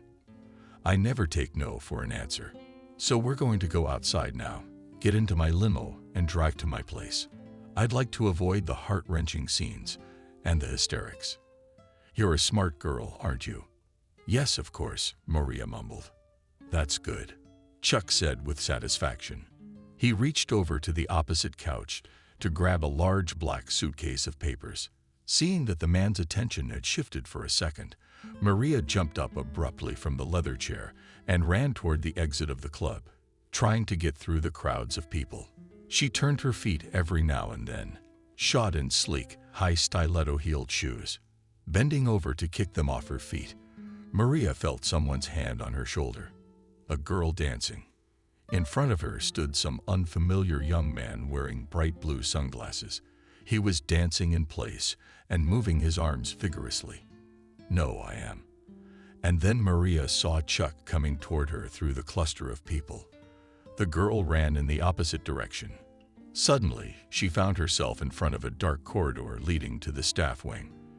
The exit from the club was now very far away, and Maria moved determinedly towards the room where they always changed clothes. It was empty, and Maria breathed a sigh of relief. Now she would lock the door and try to escape through the window. The fact that it wasn't just Chuck looking for her anymore. The girl had no doubt at that very second. The door swung open abruptly. On the threshold stood Chuck. "And here you are." His voice stood angry and did not bode well. Maria staggered back in horror, immediately springing to action. The man grabbed her by the hair and brought all lips to the very ear, hissed, "No one dare make a fool of me." "You got it." Tears rolled down the girl's cheeks from pain and fear. Her heart was pounding in her head with the noise of her free hand. Chuck tried to tear her dress off, but Maria fought back desperately. Out of the corner of her eye, she saw a bottle of champagne left on the table. The events unfolded rapidly.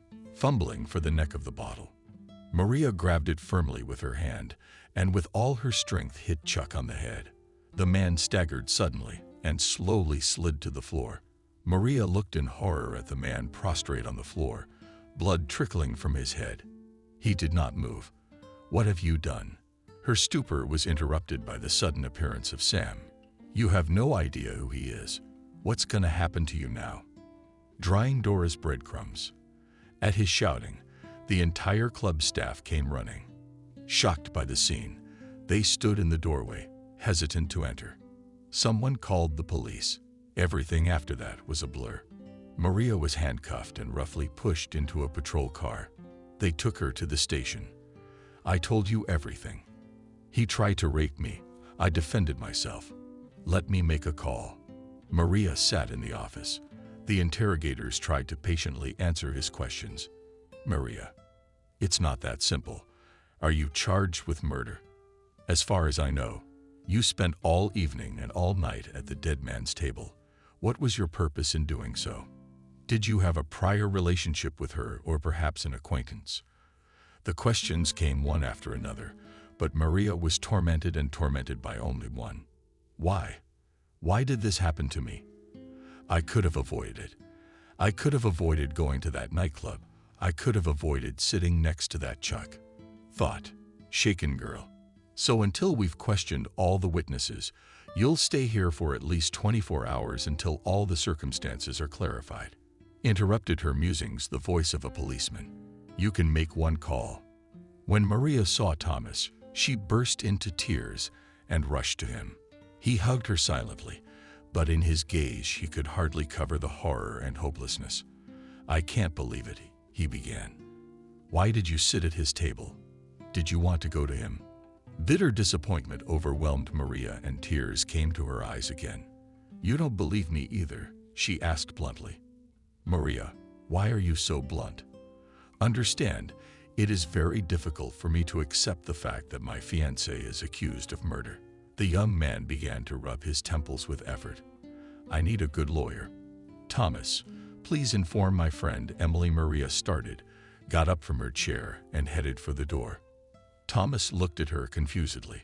My dear, how nice to see you. Emily threw herself on her friend's neck as soon as she entered, and you don't even judge me like everyone else around you. I'm a murderer. Maria grinned bitterly. Maria, he's not dead. Chuck, in the intensive care unit, the condition is consistently serious, but the doctors say that he will recover. So you're not a murderer. Emily hugged her friend. It's gonna be okay. We'll prove it was self-defense. Remember, I told you about my man. He's a good lawyer. We're gonna get you out. Maria. For the first time in days, Maria had hope. She didn't want to believe she was going to jail, and all the things she'd been working towards for so long would be buried forever. Her dreams and goals, something that could hold up under all of life's hardships. Her entire life before coming to Los Angeles ran before her eyes. No, I shouldn't give up. This is not what I've come this far for. The girl thought decisively. People don't even realize that one of the most important values in life is hope. By giving it, you can make a person the happiest, not just kill them. She suddenly remembered the words of David, her doctor, who had helped her so much. Maria, I want you to know that you have a huge indestructible strength, which will always help you in life, and you will cope with any situation and become even stronger. Just say, I am strong. I am strong. Maria whispered, You have visitors upstairs. The guard's loud voice interrupted her already shallow sleep. All night the girl could not sleep a wink, and only in the morning she dozed off. Maria sat in the visiting room, impatiently waiting for Emily and the lawyer. When Maria's door finally opened. Hello, baby. Look who I brought you. These are your lawyers. My favorite man. Come meet Emily. But Maria's gaze was directed past her. Jacob was standing right in front of her. They looked at each other like that, not believing their eyes. Maria suddenly turned pale and began to faint. Emily and Jacob barely had time to pick her up. It's okay. I feel better already. Really, Vic. The girl sat down on a chair and began to drink the water that the guard brought. You're just looking at each other like that, like you're looking at a ghost. Do you two know each other? Emily was surprised. No, we are strangers, Maria said, looking directly into Jacob's eyes, from which he looked away.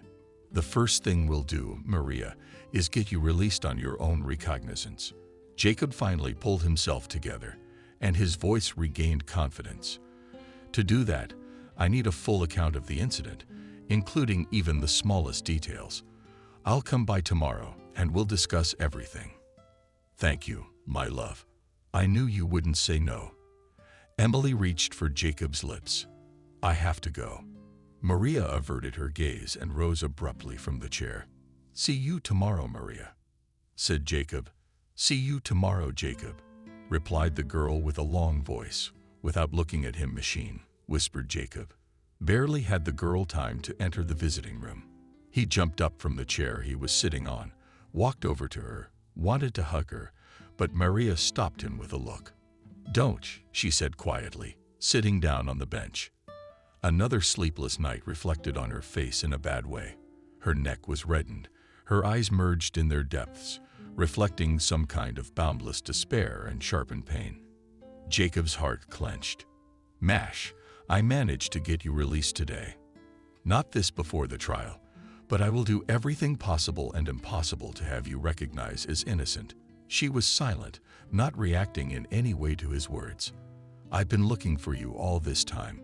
Why did you run away? Run away?" Maria looked at him bitterly. "You deceived me all the time. You had a fiancé, and I was just a toy. I saw everything when I came to your house. That day your mother opened the door for me. You were all sitting around the table. That girl, she was sitting next to you." Mash, wait, what girl? Jacob started to begin, but suddenly became silent and looking somewhere in the window, not seeing with his gaze. "I think I'm beginning to understand my mother. She knows no boundaries when it comes to achieving her own goals, and one of them is her manic passion to make me happy and successful. The latter she places even above her certainty that she is the one who knows what is best for me. That night I came home after work and found my parents sitting at the holiday table and this girl in my apartment. My mom had chosen a very extravagant way to arrange a bride sighting for the bride she thought was perfect for me. Except I didn't know that. I sat there for a decent hour or so, apologized, and drove to your place. I knocked, I called. Nobody opened the door. But why? Why didn't you say anything to me when you came into the apartment? Did you really think I'd do that to you?" The tension and stress of the last few days had taken its toll. Maria covered her face with her hands and sobbed desperately. Jacob silently embraced her and stroked her head. "How happy am I to have found you again," he whispered, kissing her crying eyes and cheeks. "Now I won't give you to anyone. What about Emily Maria?" She looked at him with a testing look. From her blue eyes penetrated to the very soul. "She's my friend. I can't lie to her. She'll hate me." Maria cried again. "I'll tell her myself." Surely Jacob's voice, as always, calmed Maria down. "Let's go. She's waiting for us. You can't go anywhere right now, and it's better not to go out until everything is settled. Chuck is a well-known man, and the information must have leaked everywhere by now." Hearing the doorbell ring, Emily ran out to meet them, hugging them, happy to count at last the dearest people. Next to me in the middle of the room stood a chic-decorated table with a white tablecloth, on which flaunted appetizing appetizers. "What are we celebrating?" Jacob asked with surprise, sitting down at the table next to the mayor's office. "There is still a lot of work to be done before the trial is over. Open the champagne soon, darling. Another nail is delayed, but we'll start without it for now." Emily was all radiant as she raised her glass. She smiled and fixed a little nervously, knocking a strand of hair out of her hairdo. "In general, I am not good at beautiful toasts and solemn speeches. I am a simple person, and so I will say as simply as possible, I am so happy to see you, and I am pregnant." At the last word, the glass fell out of Jacob's hands and hit the glossy floor and shattered into 1,000 pieces. Luckily, Emily was happy and rushed to hug her friend and Jacob, not noticing their stupor. "Beloved, you are going to be a daddy soon." The ringing of the doorbell brought them back to reality. Thomas stood on the doorstep. "Maria, I'm sorry I couldn't meet you." In his hands was a huge bouquet of their favorite white roses. "But I have a good reason." Emily ran to greet the guest. They whispered something joyfully discussed and didn't notice dead silence appearing in the room, oppressing the silence with its doom and flying in the air shards of someone's broken dreams. "Maria, can you hear me?" Somewhere in the distance, as it seemed to the girl, the voice of Thomas sounded. "Introduce us to each other, please." Maria continued to stare at Thomas uncomprehendingly. There was an awkward pause. Tired the girl had so much on her. Emily's got the light on. "I'll do it. Jacob, meet Jacob. This is Maria's fiancé. Thomas, this is Jacob, my favorite man. By the way, today I found out that we're having a baby. Can you believe it? That's news. Congratulations. Thomas was truly happy. It won't be long before we'll have a baby too. We'll have a baby right after the wedding. Really, Maria? Jacob looked at Maria with a hard stare and could not bear it any longer. Silently left the room. Since the early morning it had been raining nonstop, mixed with large hail, and it seemed that the leaden clouds were about to touch the ground. Flashes of lightning lit up the dark streets of the city. Upset Emily sat on a wide windowsill with a coffee cup in her hands and sadly gazing into the tightly closed window. She was wearing white underwear with thin lace, which favorably emphasized a beautiful, slender figure. Despite the slightly round stomach, evening hairstyle completed a long, transparent photo next to the mannequin did not hang a cool wedding dress with an open back, the white color of which is dazzling. Next to him was a makeup artist, finishing her evening makeup, urging the girl to take her eyes off the window and look at him. Don't be so upset. Maybe the weather will get better. The painting will be indoors anyway. Were you trying to cheer up your friend? No, but I still don't understand. All half the summer, not one consistent day. And here I don't believe in omens. But a sign like this, maybe it's a mistake. It all happened so quickly, Emily said thoughtfully. You just nervous before the wedding. As all brides took the side. Maria's look, everything will be fine. Time to get dressed. The groom will be here soon. The small, cozy loft-style hall was located on the grounds of one of Los Angeles' historic buildings. Brick walls, high ceilings added to its authenticity, and properly organized decorated space allowed guests to feel very comfortable and immediately immersed in the atmosphere of the holiday. The wedding arch with fresh flowers, lit with garlands and candles, created a romantic atmosphere. The guests had already gathered in anticipation of the bride and groom. Maria was sitting at a table when Thomas approached her with 2 glasses of wine, one of which he handed her beautifully. Really? I should take note. Thomas, please, let's just sign everything and leave. I don't want any ceremony with a bunch of guests. Why are you embarrassed of me? No, of course not. I just don't like crowds. I remember the first time we met on the roof, you said the same thing. Maria's wedding, that's a different story. Besides, you've worked in a big nightclub too, and it didn't bother you, did it? Thomas took a sip of champagne. Why are you reminding me of something I'm trying to forget? There was annoyance in the girl's voice. Their dialogue was interrupted by a loud marching sound, and Jacob and Emily appeared in the center of the hall. The girl was glowing with happiness and smiled at Maria as they passed by. What torture is it to sit at the wedding of the man you love? In mute despair, Maria thought. Please answer me, Jacob. Do you agree to take Emily as your wife? It was heard from the stage. Jacob turned and glanced at Maria. Unable to withstand the torture, Maria got up from the table, and despite a protesting whisper, Thomas, apologizing, ran out of the hall. Left alone, she leaned her back against the front door and covered her face with her hands. Tears choked her. The rain was pouring down, and in a minute the girl was all wet, but she didn't even notice it. Suddenly, someone's hand grabbed her throat, squeezing it so tightly that Maria began to choke, desperately trying to struggle. The girl flailed her arms and legs, tried to call for help, but only a faint wheeze escaped from her chest. After a minute, Maria lost consciousness. As soon as Maria opened her eyes and tried to look around, memory instantly bombarded her with all the events of the previous day.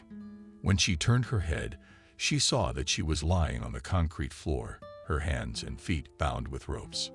The girl began to panic and tried to pull the ropes off, but the knots on them were very tight. Desperate, she forcefully entered the room, which was very dark and unpleasant. It smelled of grayness. A thin strip of light shone through the narrow window. My God, I'm in the basement, Maria thought with horror. Who would want to kidnap her? And even in the most crowded place at a wedding. Who is this man? And what did he want? There were no answers to these questions. Suddenly, the creak of a step interrupted her musings. The door to the basement opened, and a bright light blinded the girl. A male silhouette appeared in the doorway. She came to her senses. The man's voice seemed very familiar to Maria. He stepped closer and Maria shrieked. It was Chuck. I see you missed him. He smirked and placed it on the floor next to the girl under her nose. I missed you too and didn't wait for the trial to be over. We didn't agree last time. Do you remember where we left off? Chuck rolled his eyes, pretending to try to remember. Yes. We stopped at the fact that you wanted to kill me too. You wanted to rape me. Maria screamed in desperation. Let me go. You hear me now. They'll be looking for me. And you'll be the first to be suspected. Let's just forget the whole thing. I'll leave this house and go my own way, and I won't tell anyone anything. I promise you. Bravo. Chuck applauded theatrically. It turns out that you're especially strong in spirit when you're up against the wall. For example, can you kill a man with a champagne bottle? Or now you're making your own terms, bound hand and foot, lying on the floor in a damp basement. Now, you listen to me. You have nowhere else to go. In a few days, your charred remains will be found, and their identity will be confirmed by forensics, which belongs to me. And from that moment on, you will cease to exist. For all your friends and relatives, you will exist only for me, and for me alone. This is your home now, Maria. I don't want to keep you in this cellar.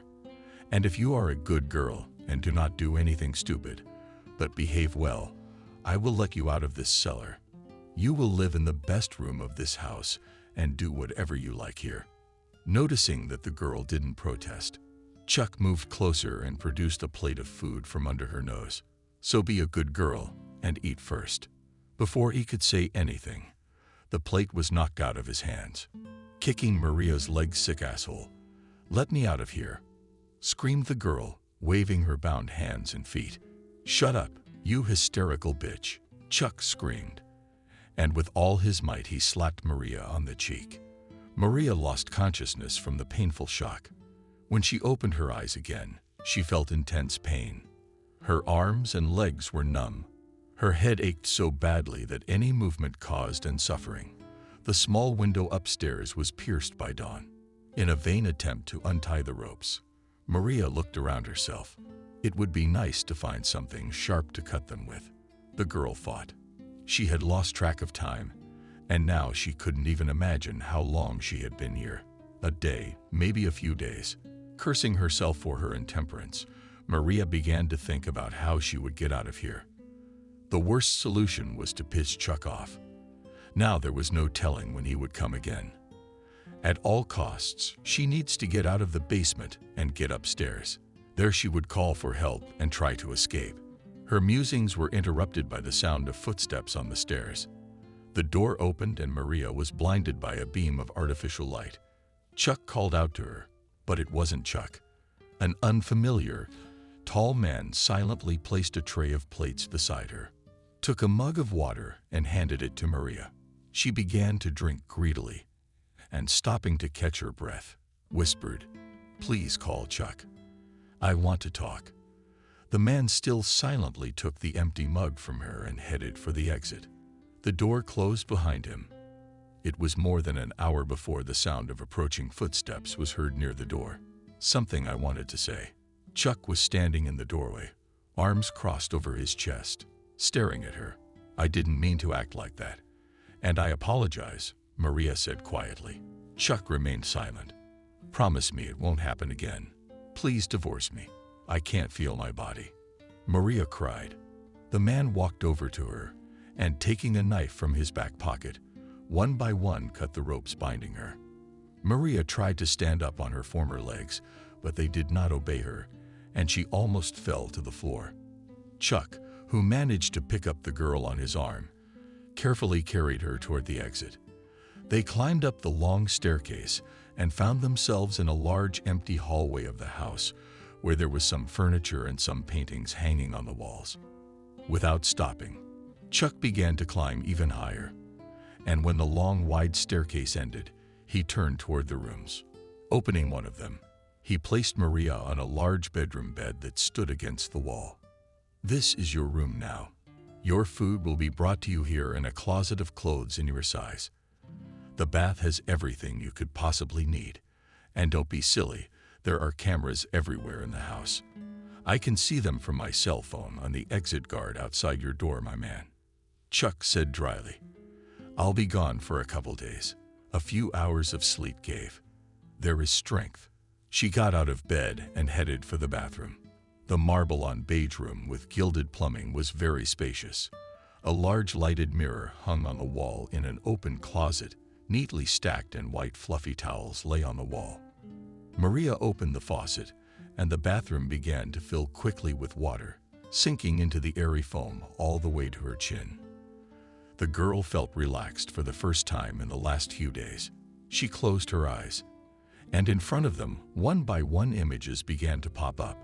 Here she was standing at Jacob and Emily's wedding, watching her favorite man marry someone else. It seemed like it could be worse. Turns out it could. You could wake up in a basement, bound hand and foot in the house of your enemy who had kidnapped you. Zah, back in her terry cloth robe, came out of the bathroom, surprised to find near the window a table set for one person, which was literally left with various delicacies in a deep plate. There was still warm soup available.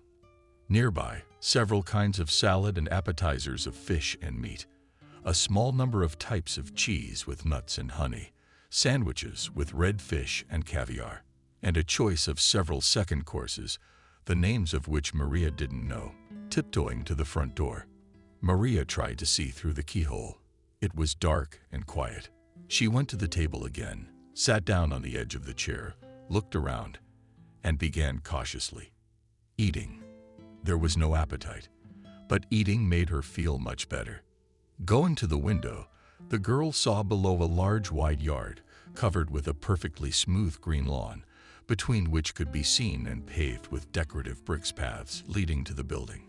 Just outside the front porch of the house was a roofed gazebo with a long table and a Mongolian inside area.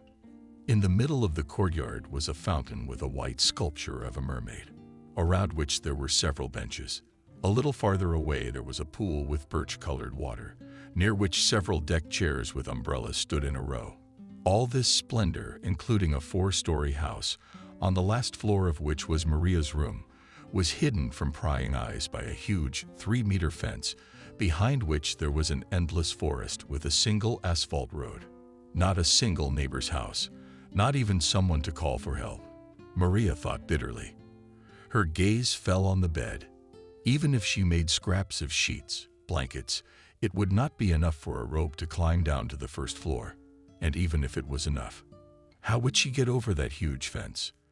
Realizing the hopelessness of her situation, Maria burst into loud tears. She ran to the front door and pounded desperately at it with her hands and feet. You open up. I know you're behind that door. You're going to jail for kidnapping and restraining a man against his will. Let me out now. I'm losing my mind. The girl screamed. The door opened gently, and Maria saw the same tall man who had brought her food in the basement. Stop this at once, or I'll have to tie you up with a nonchalant face, said her guard. Well, can I at least take a walk in the garden? Maria came out sobbing. In response, the door closed and the turning of the key in the keyhole was heard. Suddenly, Maria heard the sound of a cell phone coming from the back of the room. She went to that sound, and when she opened the door of one of the lockers, she was surprised to find a cell phone bursting with ringing. Not realizing anything, the girl picked up the phone. Again, a scandal. Chuck's voice came from the phone. I warned you that one more such behavior and you'll go to the basement. I'll be home tonight and invite you to dinner. Closet, pick out a suitable evening gown at 7:00 p.m. You have to be ready.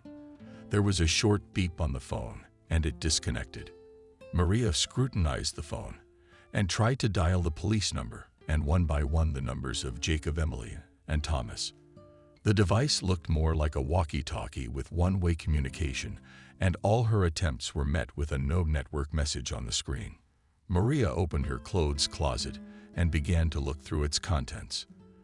There were tops, skirts of various colors, several cocktail dresses, one of which was obscenely short, a couple of tracksuits, jeans, also underwear and swimsuits. Maria's hand first reached for the cozy house suits, but she, afraid of incurring Chuck's wrath again, pulled out all the evening gowns and spread them out on the bed. A revealing one with a deep neckline. The girl didn't even bother trying it on, opting for a simple mid-length black dress. She opened the shoe closet to match it with her shoes. Surprised by the number of shoes, she could not resist brightly small daughters on stilettos. For any reflection in the mirror, Maria smiled involuntarily, as if from a magazine cover, she thought. At exactly 7 p.m., the door to her room opened, and Chuck walked in. He was wearing a black suit and a white shirt underneath. With a satisfied look at Maria's outfit, he held out his hand to her, and they walked out of the room. Walking through the huge hallway, they turned down the dining room where a set table, decorated with romantic candles and fresh flowers, was already waiting. Sitting across from Chuck, Maria stared blankly at the room, trying to memorize it in great detail. Chuck poured wine into glasses, without taking his eyes off the girl. "You are very beautiful," he said shamelessly, looking at her bare shoulders in her evening dress. At that moment, an elderly woman entered the dining room with a large dish in her hands. She silently put it on the middle of the table and also, without saying a word, left. "I have to go to the bathroom." Maria hastily got up from the table and headed was following the woman on. Chuck gestured to stop her toilet in the other direction. "And if I find out that you've approached my domestic helper, I have to upset you. You will be punished very severely." Back from the ladies' room, Maria could hardly hide her dismay as she tried, no matter how hard she tried to find her way out of the house. It was all to no avail. "Maria, I want you to finally realize that everything in this house has been thought out. The only way out of here is with your feet, and the sooner you stop making a fool of me, accepting your situation, the better it will be for you." He slowly got up from his chair, walked over to her, and put his hands on her shoulders. Maria noticed that they were very hot. She fearfully let go of the fork she was eating and squirmed in her chair, noticing that she was shivering. Chuck laughed. "Don't be afraid. You're not going to get raped by me." He sat down next to her on a neighboring chair, and then in the club was not going to. "He was just trying to scare me. But you beat me to it. You can live here in peace and not be afraid. I'll wait for you to come to me." Chuck flashed his eyes, but his voice was perfectly calm. "In the meantime, from tomorrow, you can move freely around the house, swim in the pool, walk in the garden. There's an online movie theater and a small library on the first floor. If you need any books, all you have to do is ask Andrew." He called out, and at the same second the familiar Maria entered the room. The man escorted the girl to her room. Until dawn, Maria could not sleep a wink. All night she thought up different escape plans.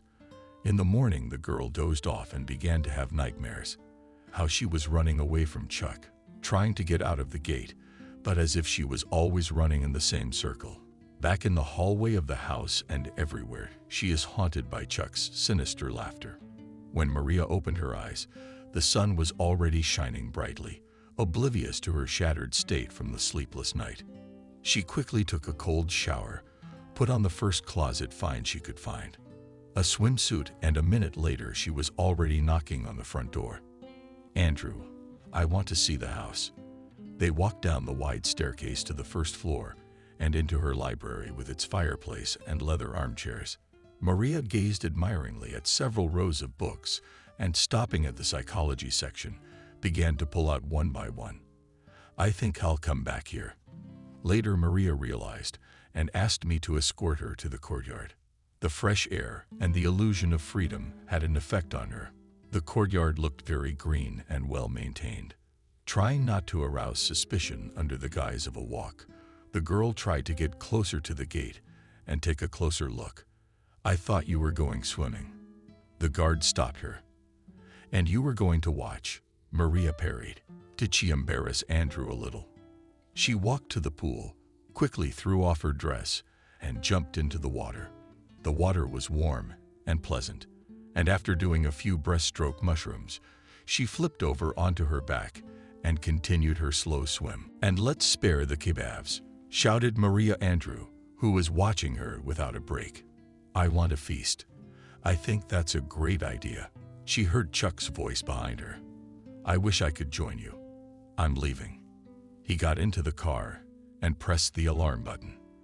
The gate slowly opened, and in a few seconds Maria had time to see through the thick strip of mixed woods to the reflections of water.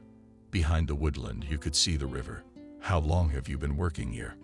Maria asked, cutting a juicy piece of chicken with a knife. She continued to eat without even counting on an answer.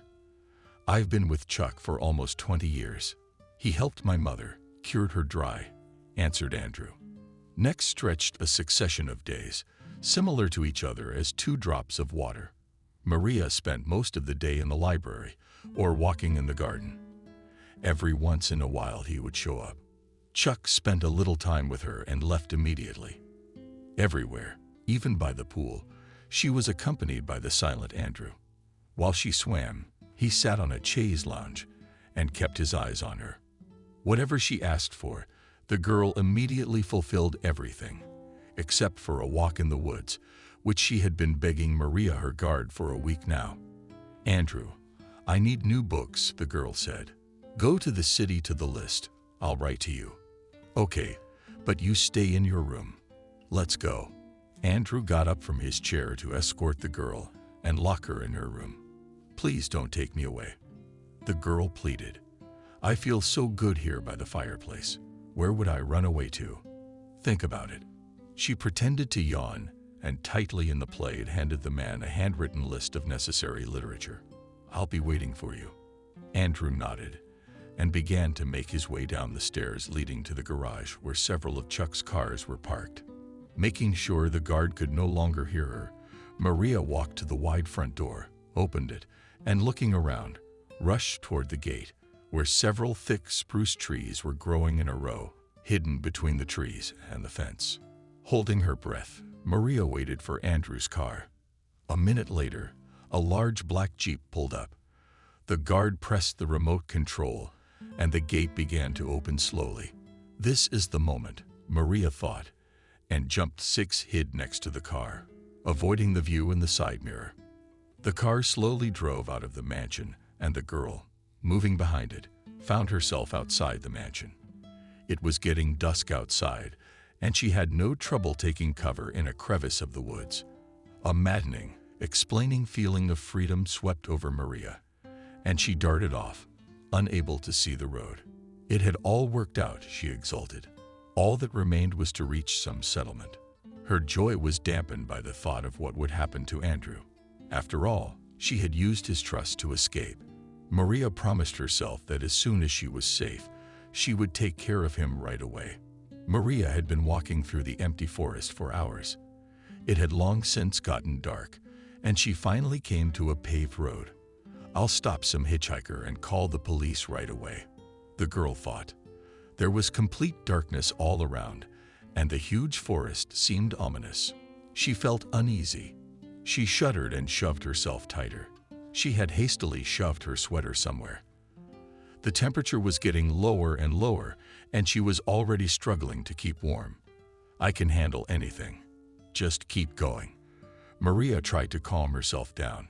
She suddenly remembered how in her childhood she and her grandmother went on a picnic in the forest, and without listening to Adriana's instructions. The girl had lost sight of her and gotten lost. All despair, fear, and hopelessness instantly took possession of her. But her grandmother Sam suddenly surfaced clearly from the hidden corners of Maria's memory. Never, and no one would let herself be broken.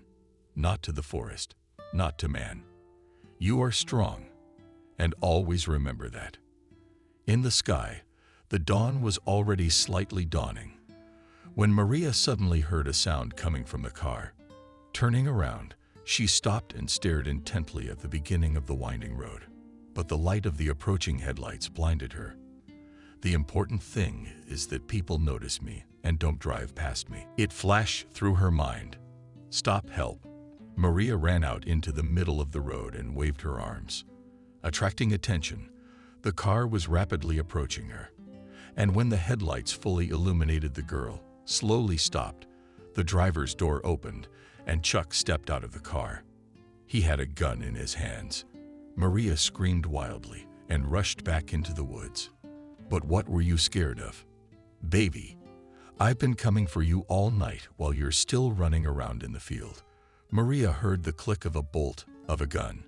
She hid behind a tree and tried to catch her breath, not to lose sight of the man. You did good, Maria. Outsmarted everyone and got away. Too bad about Andrew. He was a good man. Now his death is on your conscience. Covering her mouth with the palm of her hand, Maria cried silently. 20 years he was by my side. Never once let me down. Chuck continued, listening after each phrase and aiming at the darkness of the forest. How will she survive his death now? Are you a murderer? Unable to bear it, the girl screamed. And immediately next to her body a bullet, almost hitting her. Maria rushed into the thicket of the forest.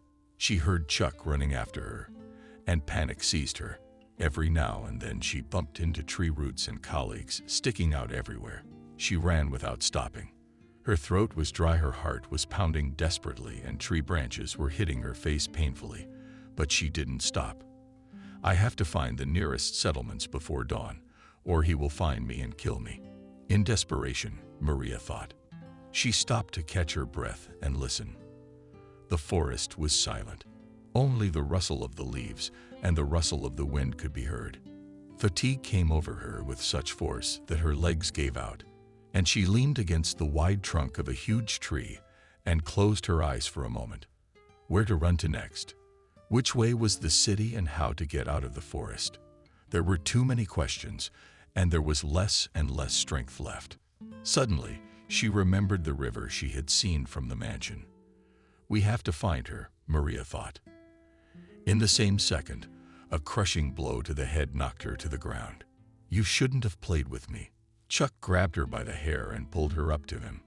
I told you, the only way to get away from me is forward feet. He threw her to the ground and laughed, enjoying her helplessness. Maria tried to stand on her kicking leg, making her squirm in pain. Did you have everything you wanted? Ungrateful bitch. The blows came one after another, but she was no longer in pain. His voice grew quieter and quieter until it was gone. A dark shroud covered her. Somewhere in the distance voices were heard. She must be hospitalized or she will die. We can't take her to the hospital. You're a doctor. Do whatever you have to do, but only here. I've ordered all the necessary drugs and instruments to be brought in. If she lives, I'll deposit a large sum of money into your account. Doctor, the voices are gone. Maria, my girl, what happened to you? Maria heard Adriana's dear voice. Grandma, I'm so sick. I want to come to you. Hold me, Maria whispered with broken lips. No, you can't. Maria, you have to fight. Opening her eyes, Maria saw a man leaning over her to give her an injection. She wanted to turn around, but the sharp pain of the city cage pierced through her. Hush, girl. No need to move. Your ribs are broken. I'm going to give you injections now, and you're going to shove again. Doctor, treating her arm with an alcohol wipe. Maria lay in bed. Weak, pale, racked with pain, her head and her whole body felt as if it had been cut with a knife. The rare hours when she regained consciousness were a real torture for her. One day when she opened her eyes again, she saw the assistant holding a plate. Come on, Maria. Do you need a sip of broth? It will help you recover. The woman spoke softly, raising the spoon to Maria's lips. The girl moaned softly and turned her head back to the wall. Any thought of anything but cold water made her cringe. Suddenly, the door opened and Chuck walked in. Maria began to choke. Hadn't you better go? The doctor said sharply and closed the door behind him. Several weeks passed. Maria sat by the window and stared blankly at her surroundings. There were snowflakes outside the window. She shifted her gaze to a chair and, taking a book in her hands, immersed herself in reading. An assistant came into the room and began to clear the dishes from the table. At last, you have a good appetite. She was happy to see that the girl had eaten all the dinner in the kitchen. "There's a warm meat pie waiting for you. If you don't want me anymore, I'll go home." That's what she asked for tonight. "My daughter and grandchildren are coming, of course, and the kids." "Thank you very much," Maria smiled. Maria dreamed that she was running through the burning forest. All around was an unbearable smell of burning smoke. With great speed, the fire was spreading through the branches of the trees and through the grass, devouring everything around. It seemed to her that in another minute the flames would touch her bare feet. It was getting unbearably hot, and she began to suffocate. "Maria, wake up." Some man frantically shaking her unsuccessfully. Trying to wake her up, she opened her eyes and saw Andrew. "Jesus, Andrew, I thought he killed you," she shouted, hugging the guard. "He almost did. I was in the basement the whole time, but I managed to get out." "Maria, listen to me carefully. We don't have much time. The mansion is on fire and is about to explode. There are gas tanks in the basement. We have to get out of here immediately." It's only now that Maria realized it wasn't a dream, and the house really smelled like burning, and the temperature was already unbearable. Smoke was coming from the next room, and the curtains in the room were embraced by tongues of flame. Andrew and Maria rushed to the stairs, which was already all on fire, holding their breath. They cautiously made their way down to the exit. When they were on the second floor, the charred staircase collapsed with a crash right under their feet. "Jump!" Grabbing the girl's arm, Andrew shouted and pushed off with his legs, dragging her with him, hitting her leg painfully. Maria groaned. "I think I broke it." Andrew picked the girl up in his arms and rushed towards the exit. His eyes were black, and it was hard to see. But the guard, confidently reaching the front door, pushed it open with his foot. "Sam, God, it's not jammed," he yelled, ran up to the car standing at the gate. Andrew hurriedly opened the front door and gently put the girl in. He started the car and sharply pressed on the gas, declaring she touched down. Maria turned around and looked at the fifth house in flames. Suddenly, some movement on the first floor caught her attention, and looking closer, she saw Chuck standing there looking at her. "Stop!" the girl screamed. "Maria, the house is going to explode. There's nothing we can do to help him." Andrew hit the gas even harder, and the car sped off toward the gate. Within seconds, they were smashed by the armored hood of the tearing car. Barely had she gotten a safe distance away, there was a deafening explosion. For hours on end, they drove in silence, slumped over, staring at the endless winding road that disappeared under the hood of the car. Andrew was the first to break the silence. "We'll get to Los Angeles soon. Do you remember where your friend lives?" Maria nodded affirmatively, and her heart sank desperately. It seemed that this nightmare was over. With hope in her voice, she said and looked at Andrew. "What are you going to do next? Go back to Los Angeles?" "No, I can't go back to Los Angeles. I can't go anywhere right now. It's gonna be a long investigation, and even though there's no evidence left, I'll probably be a suspect." He took a cigarette out of his pack and flicked on the lighter. He took a deep drag. It was already late morning, when familiar streets and squares flashed before Magi. Los Angeles was all white. Standing along the road, faintly decorated with LED garlands, created a festive atmosphere. Andrew stopped the car in front of the house. "Goodbye, Maria." He hugged her tightly. "Thank you," Carr whispered. For a moment, she held her gaze and pushed the door open. Only after the third ring Maria heard the lock click. The door slowly opened, and she saw Emily, who could not utter a word, staring at her like a ghost. "Oh my God, Maria." She had regained her speech, but she couldn't comprehend what was happening. "We thought you were dead." She hugged her friend tightly, and at the same time she fumbled for her, as if she still doubted she was alive. Where have you been?" "Vic, it's a long story. I'm really tired. Let's sit down." "Sure, darling. I'll make you some hot tea now. Tell me how you're doing, Jacob. You were supposed to be due a long time ago. Where's the baby?" He's sleeping. Emily turned slowly toward her, leaning against the wall. Her face contorted in pain. Son, he didn't make it. I went into premature labor.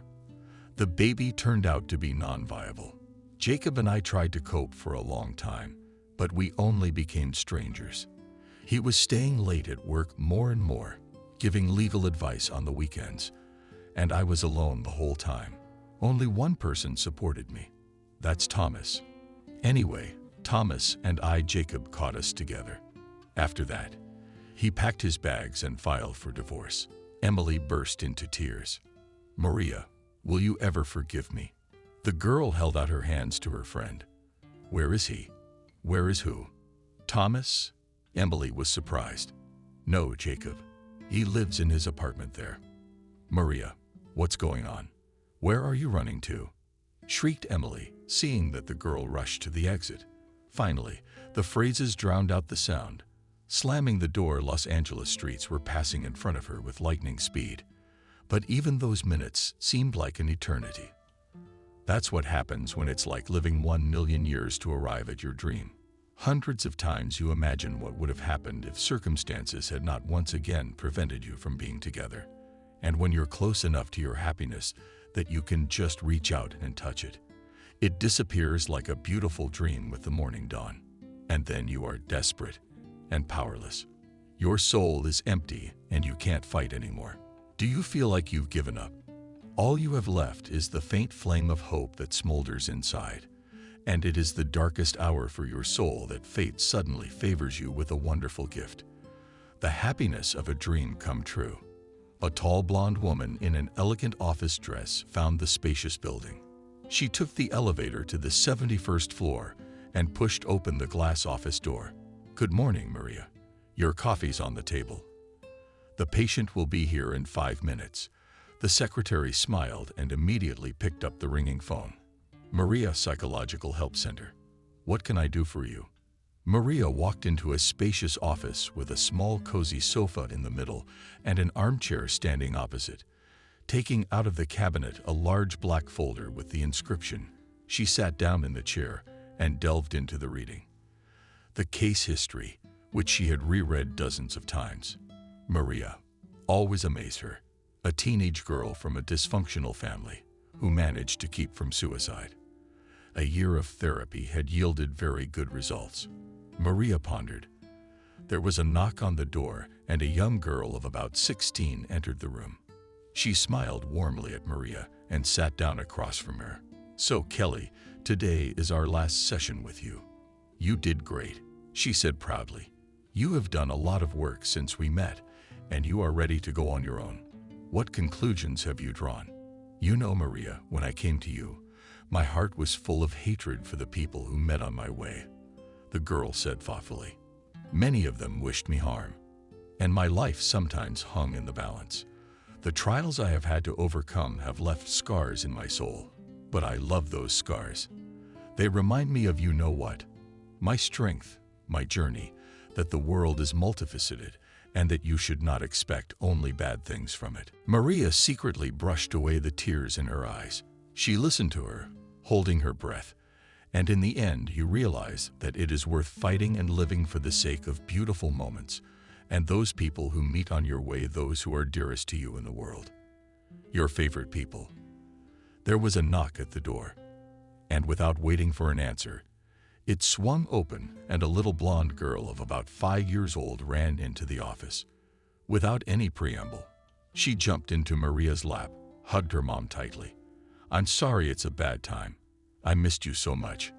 We missed you, a man's voice added, and Jacob walked into the office. Kelly, this is my husband Jacob and daughter Adriana, excited and embarrassed. Maria introduced them at the same time. I'm sorry. What are you doing here?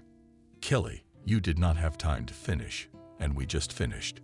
The girl smiled, looking at the hugging happiness of the family, and her eyes brightened.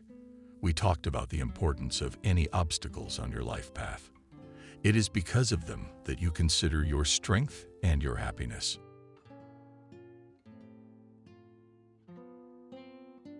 Subscribe and click the bell.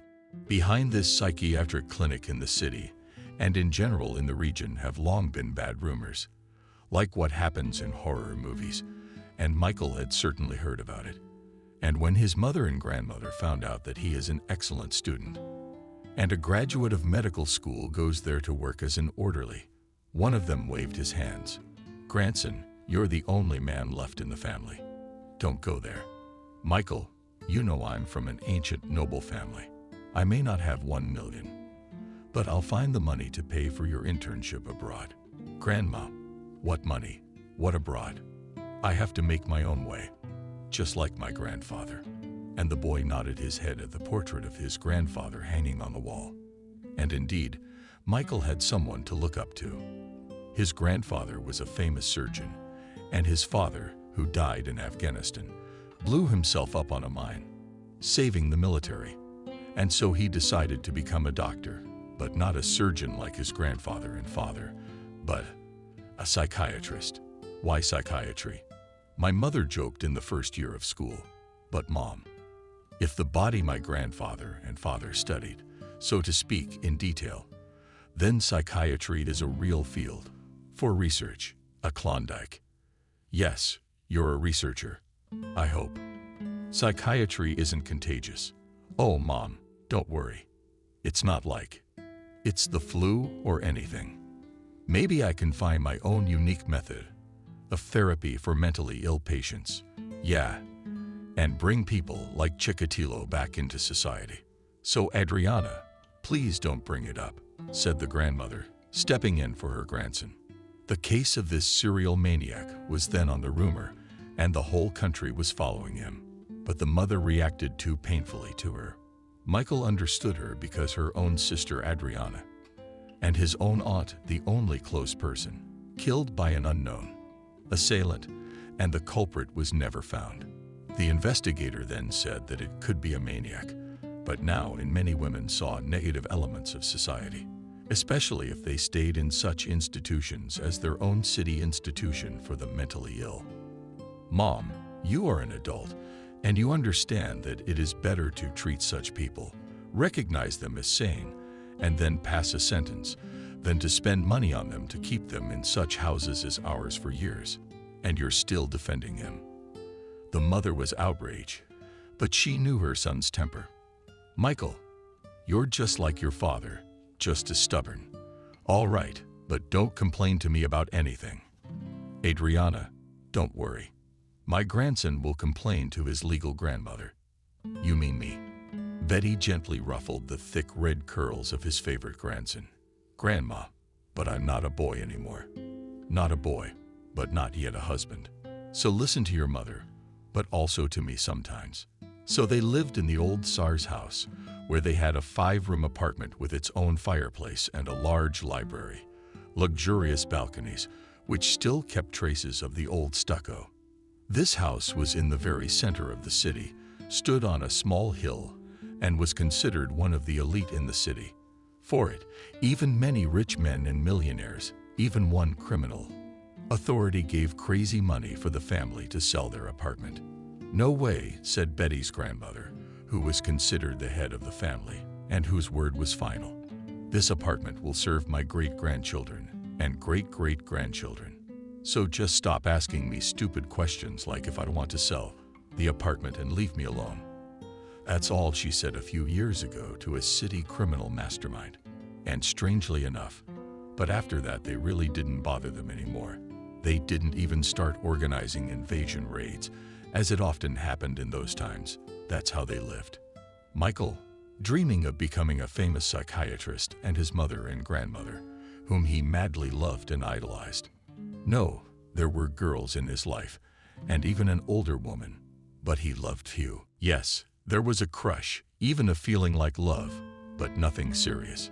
He went on studying, falling in love, dating. Now he was interning at a psychiatric clinic in their town.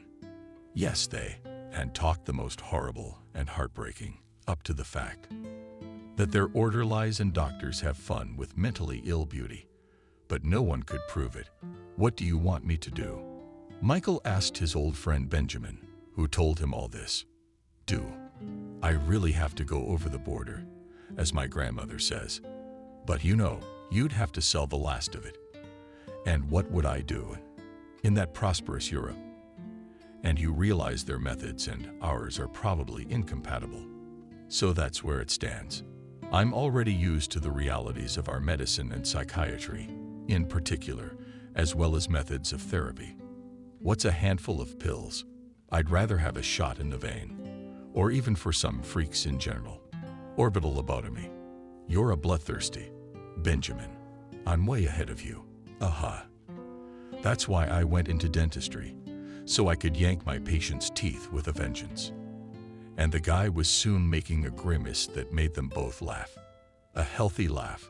Crooked faces like first graders. It was normal. In their practice, doctors, they are such and black humor that help them endure the specifics and difficulties of the job. Often the lack of weekends when there is no one on shifts. And you do all the work for 3 people so you cannot die long, or even go crazy and become like his future charges patients in a psychiatric clinic. Yeah, Ethan, I probably should have chosen dentistry like you, and my grandmother insisted that my senior year I choose dentistry or gynecology. But that's just not my thing, I see, Michael. Then you'll have to go to me for dental care and one of our girls for gynecology. I'll give you a headache. All right, buddy, I gotta go home. I gotta get ready for my first day of private dentistry tomorrow. I'm on the phone for now. Michael nodded, and after shaking hands, they parted ways. He had to go to his mental hospital tomorrow. Then, it was worth it to come home early, to pack a bag, and for once, not to sit in front of the TV until night, to sleep. Already at home he had dinner and brewed himself a fragrant tea. Michael sat down at the computer, an old computer brought from Europe, but still capable of much computer brought to him under the order from a friend of his grandmother for his birthday. When Michael was in his 2nd year of study, and the guy's joy was unbounded. Grandma, this is a real treasure. Luckily, the guy had no limit. And now he sat down at the computer, started the system, and connected the internet. Yeah, the internet is power. The ability to communicate with the world, to learn a lot. And now he decided to keep his own electronic diary of his internship at work, including everything he saw and heard, what methods were used, and what the doctors achieved. Maybe I'll even write a dissertation based on this diary. Not many secrets this asylum hides. Is this your institution for the mentally ill? Grandma came into the room and put a tray with a huge tea and sweet spoons on the table. Yes, Grandma, I'm thinking of keeping a diary. Maybe I'll see something interesting, and there are strange things going on in your almshouse. Grandma, do you know something? Tell me, please. I know something. Betty sat down on her grandson's bed and thought about it. That sometimes I see girls and young women in weird outfits, but they also have ribbons in their hair.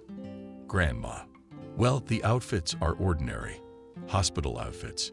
Maybe some suits came from humanitarian aid. And the ribbons? Maybe one of the nurses got sick. No, grandson, something else. Outfits. Grandma thought for a moment, and then said, like in adult movies, a dress, short stockings, and netting. Somehow the guy raised an eyebrow in surprise. Strangely, he had passed by this place many times, but he hadn't really paid attention to the patients. His grandmother, on the other hand, did. She looked at her grandson carefully, and then continued. And about the ribbons, they're weird too. How can I explain it to you? Well, what caught your attention? Just tell me the first thing you noticed. The guy felt like a detective, but he was already wondering what his astute grandmother had seen. Betty pressed her lips together and then gave out. They're red with glitter. So what? Grandma, it's bright and beautiful. I guess crazy people like that. I don't know about that. In my time, so to speak, pre-revolutionary ribbons like this were stuffed in the hair of girls of easy virtue in brothels. And here, they'd walk around like that, and they'd be highlighted with ribbons, so to speak. It's not human. You shouldn't make the poor and disadvantaged look like the poor and disadvantaged. Ugh. And also such ribbons flew hair only young and beautiful. Grandma, you're my Agatha Christie. Really, how many times have I walked by and just not paid attention? It's impossible not to pay attention to such an inferential outfit. All right. Well, I take what you said, and I'll pay attention. Maybe I'll uncover some kind of world conspiracy. And the guy smiled his beautiful smile, but he didn't know how close he was to the truth. This hospital was a place for the mildly insane. As the doctors would say, those who didn't require enhanced confinement. That's why the patients could walk by themselves in the equipped yard of the institution, awarded with a fence. But the guy would learn about it later, when he would encounter the most horrible and disgusting thing that could happen in his professional life. Monday turned out to be surprisingly sunny and similar, especially after a night of threatening rain and rain that walled the city. Yes, Michael thought. Waking up in the night and looking out the window to rain like that could wash away the whole city and my psychotic charges with it. But the morning was clear and sunny, and there was practically nothing left from the traces of rain, except for broken branches and leaves on the ground. Yeah, it's a lot of work for a janitor, the boy said aloud. That's right, said the janitor of the Czech grandmother Sophia, who has been cleaning the yard. Since 5 o'clock, she's already cleaned so much, and still waving and waving the broom. Good luck to you. And the guy, throwing his backpack on his shoulder, went to his new place of practice. On the approach to the psychiatric clinic, the guy decided to walk around it a bit, on the other side, so that he could see the place where their patients usually strolled, and to pay attention to what his grandmother was talking about yesterday. Indeed, there were several girls walking in the courtyard, dressed in very revealing outfits with brightly colored ribbons in their hair.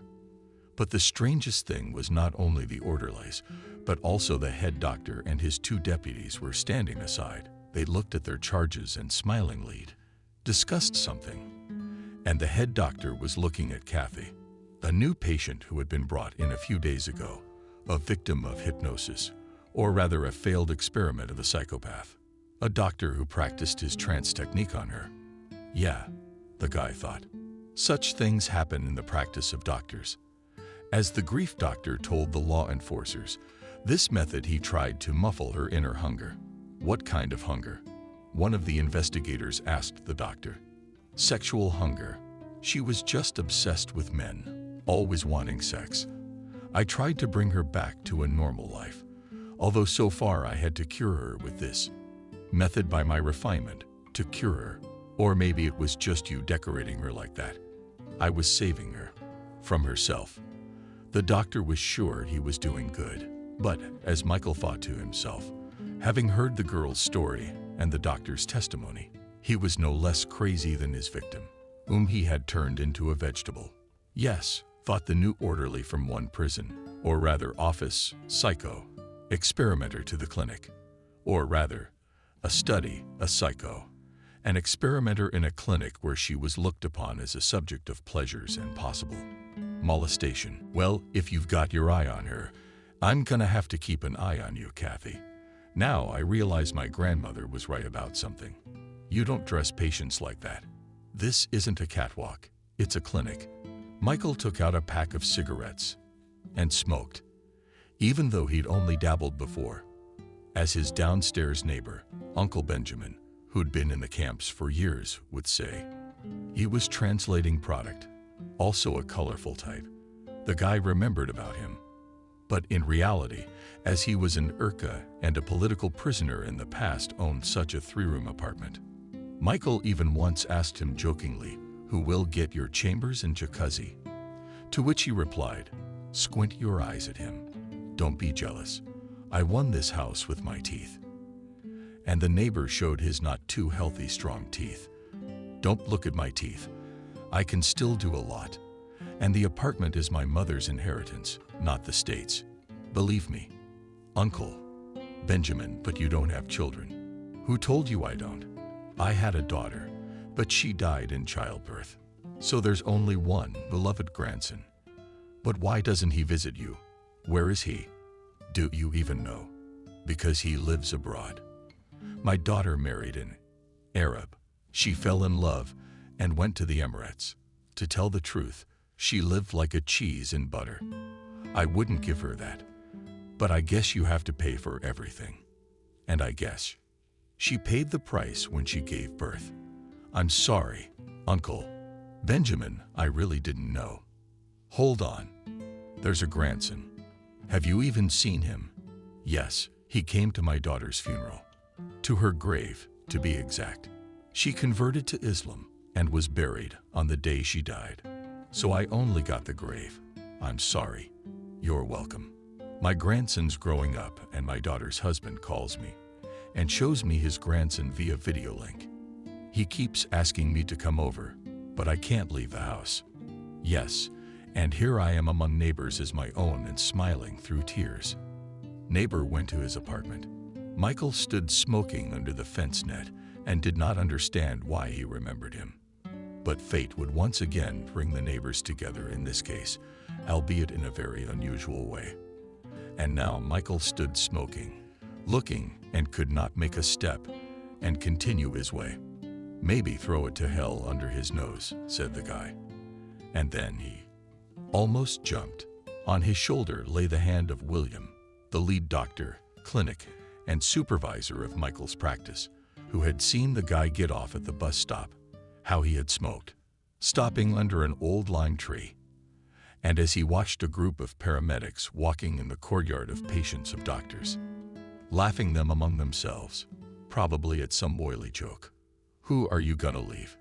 Certainly not the practice at our fun and games place, but I think you're overdoing it on the fun and games. No, it's definitely that kind of black doctor humor. It is so, sort of so humor. The doctor smiled and took his ward under his arm and led him towards the psychiatric hospital, slowly but surely moving him towards the horrors that were going on inside its walls. The doctor had already made the decision to either involve Michael in his games or simply deprive him of his sanity if he did not agree to participate. Why him? It's simple. Michael is a new man in their collective one not so long ago, by chance, and he's strong for his age, plus handsome. Here, is such a boy handsome, which is exactly suitable for filming spicy movies. Already in the clinic, the head doctor Noah and William took him through all the buildings, floors, and wards. Yes, the views are not the best, and emotions are not the brightest. Why should he be surprised, though? He knew where he was going. Michael was tormented by his grandmother's reasoning, but he knew if he asked that question directly, he'd be laughed at. But at the most, he'd get suspended. And the guy would never find out. Noah asked Michael over tea at the resident. There are all sorts of rumors about this clinic, in particular, mystical rumors. What do you have to say about that? Oh, Michael, you're a medical student, but you talk like a philology student who wants folklore. Or are you afraid of the ghost of the old empress or mother? The mother superior who drowned a truck in our pond at night. There's even a pond here. The boy's amazement was unparalleled. How long has he lived here in this town? I knew of clinics in the neighborhood, but the fact that there's also a pond. Remember the old movie about the Three Musketeers? Well, we have a lively pond just like that. It was organized by the previous head doctor. His wife worked as a landscape designer. So they set it up. We have a lily pond here. It's beautiful. There were fish swimming in it, but I guess our climate didn't suit them. They died out over the winter. But our patients don't care whether they're fish or lilies.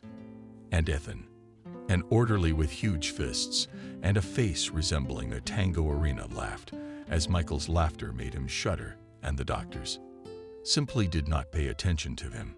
And why do they tolerate such people in the clinic? Although on the other hand, there are some violent people who can't be subdued without physical force. Yeah, but Ethan's rudeness sometimes got to Michael, as did the thought of having to work with someone like that. Ethan, you show Michael to your office, where he can change his clothes, leave his things in the lockers and all that. He's only here for a couple months, so to speak, a couple months internship. But it's still got to be determined. Ethan nodded his head and waved his huge fist at Michael. Michael didn't show his displeasure. Let it be. A couple of months could be tolerated. And then he was promised to be taken to the second city as a staff psychiatrist, so he didn't worry about it too much. Michael obediently went down to the basement with Ethan and went to the very back of the clinic. Here, the orderlies had set up a room for a locker room and a kind of sports corner where you can hit a punching bag and play chess and dominoes. Don't be shy. Michael, take any locker that's not open. We have a lot of open seats right now, so let's get settled in. Why do so few people want to work at the clinic? Michael started asking questions from afar. I mean, who wants to hang out with a psycho? A lot of people think of it as a contagion. Being a psycho too. I just don't know any other job. Although at one time, just like you, I studied medicine. What did you study for? An orderly, that's what I studied. And my uncle put me to work here. My uncle. He's Noah. You've seen him. He's our chief of medicine. Good acquaintances, the boy thought, but he didn't say anything. Michael changed his clothes and began to get ready for his shift. The shift went relatively smoothly, and the next morning, the guy threw his backpack on his shoulders and left the clinic building. The sun was shining brightly, and there was nothing to portend any trouble, and all the things he had changed his mind about yesterday. Michael, it seemed like a fairy tale or fantasy. But really, what kind of fairy tales are fairy tales? We live in our developed world with computers, cameras on every corner. Even if there was something going on here, it would have been made public a long time ago. Michael, good morning. William called out to the guy and extended his hand to greet him and got straight to the point. How was your shift? Smoke. I don't smoke. Thank you. Yesterday it was just a dalliance, but the shift. Thank you. Everything went smoothly. William, can I make a personal request if I'm not interrupting something more important? Sure. Yes, of course. Anything I can do. Could you show me that pond you told me about yesterday? Wow. I guess you got caught up in the story last night. Come on. It's in the backyard. I'll show you around. I gotta be honest. You can't see it from the street. It took me a while to find it myself. It's so hidden. It's creepy. Is this place really inhabited? The center of Ex-Fiance. The doctor looked at him with a slight chuckle and said nothing, but waved his hand and led him deep into the park area of the hospital. Yeah, it's a bit of a wilderness, and that the most strange noise of cars from the street was not heard, although the clinic itself was located at the crossroads of quite busy central city roads. How quiet is it? And strangely enough, you can't hear much traffic from the road. Yes, you're right, Michael. You've noticed it's quiet. And here's the twig itself, and the head doctor spread the branches with his hands and let the boy go ahead. It's beautiful. Before, Michael opened a pond, laid out of stones behind burned black lilies, around which willows grew. And what was the most amazing thing? There were several statues in antique style of girls, hunting or carrying jugs on their shoulders. He had not seen such statues for a long time. Oh, it's beautiful. And notice the angle and the shot. You could even make a movie. What kind of horror movie have you seen in our cellars? There's no such thing as a cellar. Why? There are some. Yes, imagine that. And they lead to the local Cathedral of the Transfiguration, which is across the street from us. Are these cellars or cellars? I don't know. They lead to the monastery, and they say the monks at our clinic have the right people. And all because it wouldn't occur to anyone to look for a healthy person in a mental institution. Then there's been some kind of collapse in some places. Now these passages are impassable. That's for sure. No one's gonna come in here willingly. And then he noticed on the opposite bank, the figure of a girl in a racy outfit. Kathy, he remembered her, because she had been brought here on the day when he had come to see the head doctor and applied for an internship at this clinic. The girl herself was not in the state she was in at the time. She was screaming at the doctors that the psychiatrist wanted to kill her. She's hearing voices and everything. That Kathy suffers from inner voices and a hypertrophied sex drive. Well, that's what her previous doctor said. Who knows? So far, the girl hasn't said a word. Why is she dressed like that? Short dress, fishnet stockings, ribbon in her hair. You know, Michael, it's one of my methods of letting the patient choose what they want. And by the way, where'd you get that outfit? That's a good question. Like many theatrical costumes, it was left to us by a theater. Exactly the theater. The director was jailed for some dark deeds, he and his wife. And the actors just ran away. And since the theater was near us, it's not a waste. And they were all dressed like royalty. Yes, imagining you as Henry Valois or Peter the Great. Michael, you're joking. But by the way, we had a wonderful carnival night here on New Year's Eve. And there was even a story about us in the paper. I hope it wasn't in a good context that a disguised Napoleon was walking around town claiming to be the real chief medical officer. No, we're all understanding people with a sense of humor. So we just hung around the Christmas tree. That one over there, by the way, by the entrance. And you know, people even took pictures with us on New Year's Eve. Yeah, that was fun. Thank you for the tour. I'm gonna go home and get some sleep. Thursday again for 24 hours. Michael, don't try too hard. You can't do all the work. You're a young guy. I nodded my head. But I thought to myself, no, I'm going to get you out of this. I think you're hiding something. Dear head doctor, but you don't need to know that.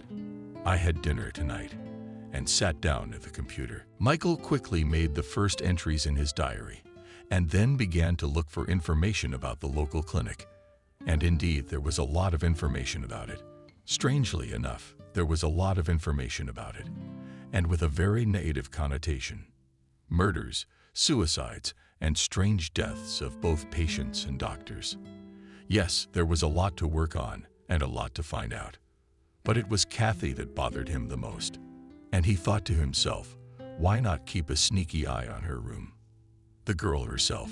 Not without reason the head doctor was looking at her with such olive eyes. Grandma, the boy called out to his grandmother. Why did you shout like that? You won't let me watch my favorite TV show. What did you want? Grandma, I saw a girl at the clinic today. She was a victim of an incompetent hypnotist and suffered as a result. But that's not the point. She was wearing the outfit you mentioned, short dress, stockings, and a sash. Not surprising. One of your executives must have had their eye on her. I mean, she's new. She's a young girl too. I take it. So you're going to steal her? No, Grandma. I just want to keep an eye on her room. It's on the first floor, so it won't be a problem. To do anything, you have to have proof. That's what I'm required to do. Really, Michael, I'm old. I'm not going to play Sherlock Holmes with you. I'm more of a Mrs. Hudson. Grandma, that's not what I mean. Just cover for me in front of Mom. I'm gonna go over to the clinic tonight, stake out the windows, so to speak. I found a military A in Grandpa's closet.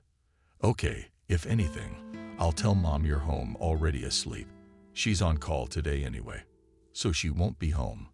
But you're my grandson, please. Don't get into any trouble. Okay. Michael nodded his head and poked the old lady on the cheek. He went back to his computer. What's going on at the clinic? How was your shift? The old woman was still interested in how true or not the rumors were. The rumors about the asylum. Yeah, Grandma. It's okay. I told you it was nothing like that. No, it's not. Our head doctor showed me the old pond on the grounds today, the one with the black lilies. Grandma didn't tell me about it. I went there and saw it because the wife of the former head doctor was my friend. and the pond itself is her creation. But the doctor didn't tell you that in the same pond they found the wife of the former one drowned. The guy shook his head, looked at his grandmother in surprise. But there's knee-deep water, and that's it. And this is the strangest thing. Her body was lying with her head in the water. She was submerged in the water, but her arms and legs were lying flat along her torso. They took a sturdy, adequate soldier and put her face down. That's all. And then they found water from the pond in his lungs. No signs of violence on the body. If that's what you're asking, it's odd that she came in, lay down, and swallowed the water to death. Drowned of her own volition. The guy was being sarcastic, but looking at the expression on his grandmother's face, he immediately faltered. Betty did not tolerate unnecessary words and jokes, and therefore immediately warned her grandson. Yes, Michael, death is strange. But if she did it herself, then she had a reason. And maybe even her own husband is the same as your current boss's overbearing. There's nothing to cure them. Maybe, under the old doctor, he and his brothers also had fun with innocent girls, and his wife found out and drowned them both. So, what of it? Or maybe who drowned them? But really, she won't become a ghost of a ghost, will she? Maybe she wouldn't. But believe me, there's something scary going on out there. And I'll tell you honestly, this new girl isn't worth the danger she's bringing upon herself. Trust me. The brotherhood of doctors, it's like that. Everyone protects each other. And even if they do something to her, that you can get to the bottom of it. But understand, a doctor will not testify against a doctor. So get on your nerves and leave her in there. At least I'll get her out and save her that way. All right. Michael, don't yell. I hear you. I accept your position. But I'm trying to warn you. You're putting yourself in a lot of danger. I understand all that. That's why I'm telling you where I'm going and what I intend to do. Betty nodded and stood up, heading for the door. She was worried about her grandson, but she realized she couldn't keep the young and hot guy away. So the woman simply stood on the doorstep and turned and said to Michael, "What if you take Uncle Benjamin, our neighbor from the second floor, to help you? He's old, but he's lean. And with his criminal record, he'd be a big help. I'll think about it. But it's not a bad idea. Although I'll tell you right away, I'll have to see for myself, do some recon, and then I'll tell them what's going on. Even if I go to him now, what can I say? Uncle Benjamin is there in the clinic raping women and many other things. And he'll tell me. Prove it. Just words. And I don't really believe it all myself. Just because a place is weird and old doesn't mean you can't ring all the bells. Yeah, there's too many girls. There's too many crazy people. And there's too many masquerades. But it's all right." And the grandmother left the room, closing the door a little behind her.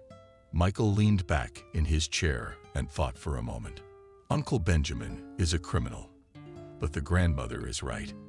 His experience and his nose for crime might help him. And an extra set of hands and eyes can always help. But first you have to go and see for yourself, and then you can go to your neighbor. All right, let's get ready. Michael threw a flashlight and a bottle of water into his backpack. Binoculars with good German optics can take a camera. What for? Basically, there's a cell phone. You can take video and photos with it. Okay, that's fine for the first time. Anyway, I'm not going to go in there. And throwing it on his shoulders, Michael went out into the corridor and began to study. The sounds Betty came out of his room and looked at his offspring carefully. "You're coming." "Yes, Grandma. Don't worry. I've got the phone, but don't call. I'll call you if I need to. In the meantime, lock it up. I think I'll be on the train in a couple of hours. 20 minutes to get there. An hour and a half and back. 20 minutes. So look, it'll be 3 hours. All right. Grandson, but please be careful. If anything happens to me, your mother will rip my head off."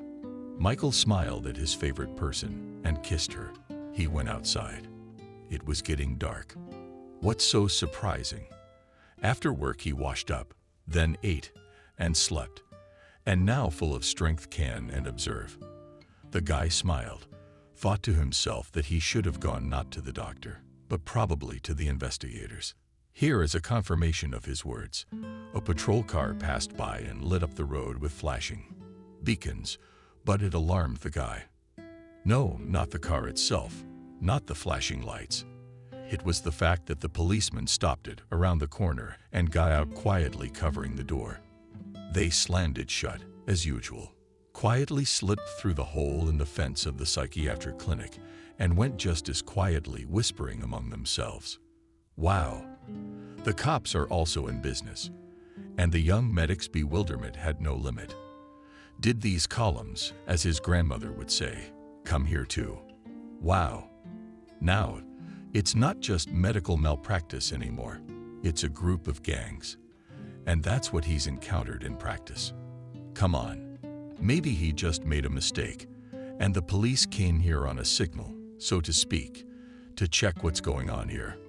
But still, these two were acting weird, uncharacteristic. Michael slowly went in the direction of the secret eye. In the fence, jumped in the chassis, hiding behind the dense vegetation, and abundantly growing along this fence. That was a plus right now, and it wasn't exactly a starry night. So the guy slowly crept toward the ominous, overhanging park clinic. This 3-story old pre-revolutionary building was an eyesore in the city. It was going to be demolished long ago, moving the facility to the outskirts. But apparently, it wasn't worth it for the high-ranking officials to go there in search of hidden pleasures. Come on, come in here, quietly said one policeman, and let the other one inside. The basement. Wow, they got the basement entrance open. I wonder who's on shift today. An old orderly with a long history of alcohol abuse, or Liam. Another one of the orderlies with a huge fist. When Michael himself asked about the door to the basement and the padlock, the head doctor secretly smiled and said, "This is the entrance to our basement paradise. And is it like growing marijuana there?" Michael decided to make a joke, but I guess the joke didn't work. The doctor looked at him sideways and said it wasn't pot. It was something else, but it's too early for him to know. Everything will show and tell later. And now they just let outsiders into this forbidden paradise. Maybe they are part-time. Security guards? Michael chuckled under his nose and began to approach the clinic building even more quietly. The windows of the wards on the first floor glowed with a dim light. It was the way the duty lights burned. And the light itself was enough to see what was going on in the wards. The guy intuitively approached the window of the room of the new patient, Kathy, and from surprise, almost dumbfounded on the spot. Guy saw her sitting on the bed, dressed in a short school drill dress and with bows in her hair. Yeah, the guy almost whistled in surprise. And apparently, the girl heard his exclamation and looked out the window. Michael intercepted her gaze for a second. He was devastated. Apparently, she'd been pre-sedated with sedatives. But at the same time, there was a silent plea for help. But then, Liam and the doctor in charge entered the room, and the boy sat down instantly so as not to be seen. Michael sat under the window and listened intently to what was going on in the room itself. He heard the footsteps of 2 men and the creaking of a bed. Then the words of the head doctor. "Hello, Kathy. You're already dressed as well as you can be. Now let's go down to the basement with me and Liam. You'll find a lot of interesting things there." The basement where the 2 policemen went. Apparently, they had some sort of organized pleasure nook down there. And that's where they took her, drugged her with psychotropics. But what to do? The guy quietly sank to the ground and put his hands around his head. What to do? What to do? And then the front door creaked and Michael squeezed into the ground. 3 men came out of them and headed towards the basement. Good night was dark, and the yard of the clinic was not illuminated. Therefore, he simply was not noticed. But only the girl turned back, looked in his direction, and cried, Tears rolled silently down her face. Michael heard Noah begin to quietly soothe the girl and told the orderly, "Lie him at the school, to her in the basement for another dose of sedative. We didn't want her to wake up at the right moment." And the chief of police wasn't happy with his new doll. "Yeah, sure, Noah. Let's get her in and give her a quick shot." And the trio began to make their way down to the basement. Michael had one single desire: to break into the basement and snatch Kathy out of the hands of doctors and cops. But he realized how impossible that would be. No, he was not intimidated by the company, the doctors and the cops, to do their dark deeds. But he realized they'd just smash him there. And that would be it. And no one will know where his grave is. Call the militia. What will he say there? The head doctor and a policeman raping a mentally ill patient won't believe him. And even if they do, what's next? But the brigade will arrive on a call. And what? Nothing. If the police come to such costume parties, it means that the management is aware of it, and at least the case will be closed. At the most, they can either kill him in the same basement and bury him here or put him in jail for something. I mean, even if it's for abusing Kathy. So think, Michael, think. Maybe you're imagining things. Yeah. And the cops are here for nothing. But at that very moment, the basement door opened and a policeman came running out. "Vasia," he shouted, "I've been away for a couple of hours. There's an emergency at the police station, but I'll be back later. Leave me that girl for later." And the policeman rushed to the car. The guy heard the engine roar and the tires skid across the sand. But the strangest thing was that from the cellar no one answered him, and no one had ever closed the door. It wasn't locked. It's called come in. Whoever wants in and whoever wants out. Whoever wants in and whoever wants out. Michael rushed to the cellars and started to go down the stairs, listening to every sound. But he heard nothing, neither footsteps nor any other sounds. There were supposed to be at least 4 people down there. And they certainly weren't singing lullabies. But maybe it was for the best. The boy opened the cellar door and slipped inside. The corridor was sparsely lit, and there was a pantry open right next to the entrance. The guy peeked into it just in case, to make sure there was no one there. And in case of emergency, he could hide in this room. Yes, there are shelves and bears in principle a place for a hiding place. But at that very moment, at the end of the corridor, footsteps were heard. It was the guest of the night police and the head doctor. The boy immediately recognized the figure of his superior. They were talking quietly about something, and as they approached, the boy could hear what they were talking about. What he heard made him not just overcome, but terrified to the point of truly experiencing fear, not only for the poor girl, but for his own life. "Noah, thank you for the welcome. But you see, the warden's gone.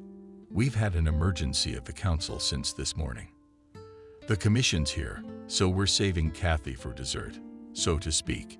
Yes, you understand correctly. Everything is normal. No excesses or incidents. No one is interested in anything. Yes, in principle, everything's fine. Except we got a new orderly coming in for an internship. We didn't apply for the internship, but he did. So, they're interested in the job, and the clinic in particular. Why are our patients dressed so oddly? Of course, like you said, it's all been blamed on the tour and the theater we had a year ago. And then they disbanded it. But I don't think he believed it. So what do you suggest? Maybe we should press him a little so he doesn't stick his nose where it doesn't belong. No, I think I can handle it. And you know, it's normal to be questioned about our clinic." Michael listened and realized it was about him.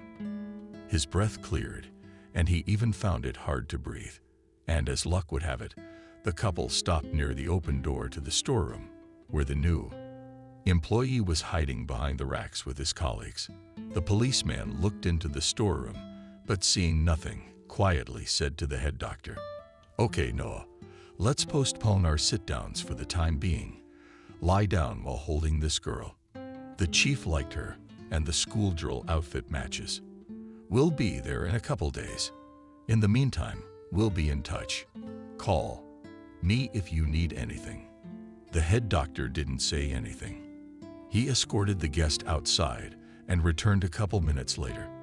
Michael, all these minutes, which seemed like hours to him, sat and did not breathe, although his heart was pounding frantically and was ready to jump out of his chest. And this breathing and heartbeat, it seemed to the lad to be striking a bell in the silence. But there was nothing he could do about it. The boy heard the head doctor pass by his cell and head deep into the corridor, muttering something to himself. After a few minutes, he looked out of the door and, seeing no one, slipped out into the street. He breathed in the cool air of the night and took a few deep breaths in and out and began to make his way toward the dead vine. At the fence, Michael walked slowly, not even looking around, being in slight shock at everything he saw. What could be going on in there? What did I see there?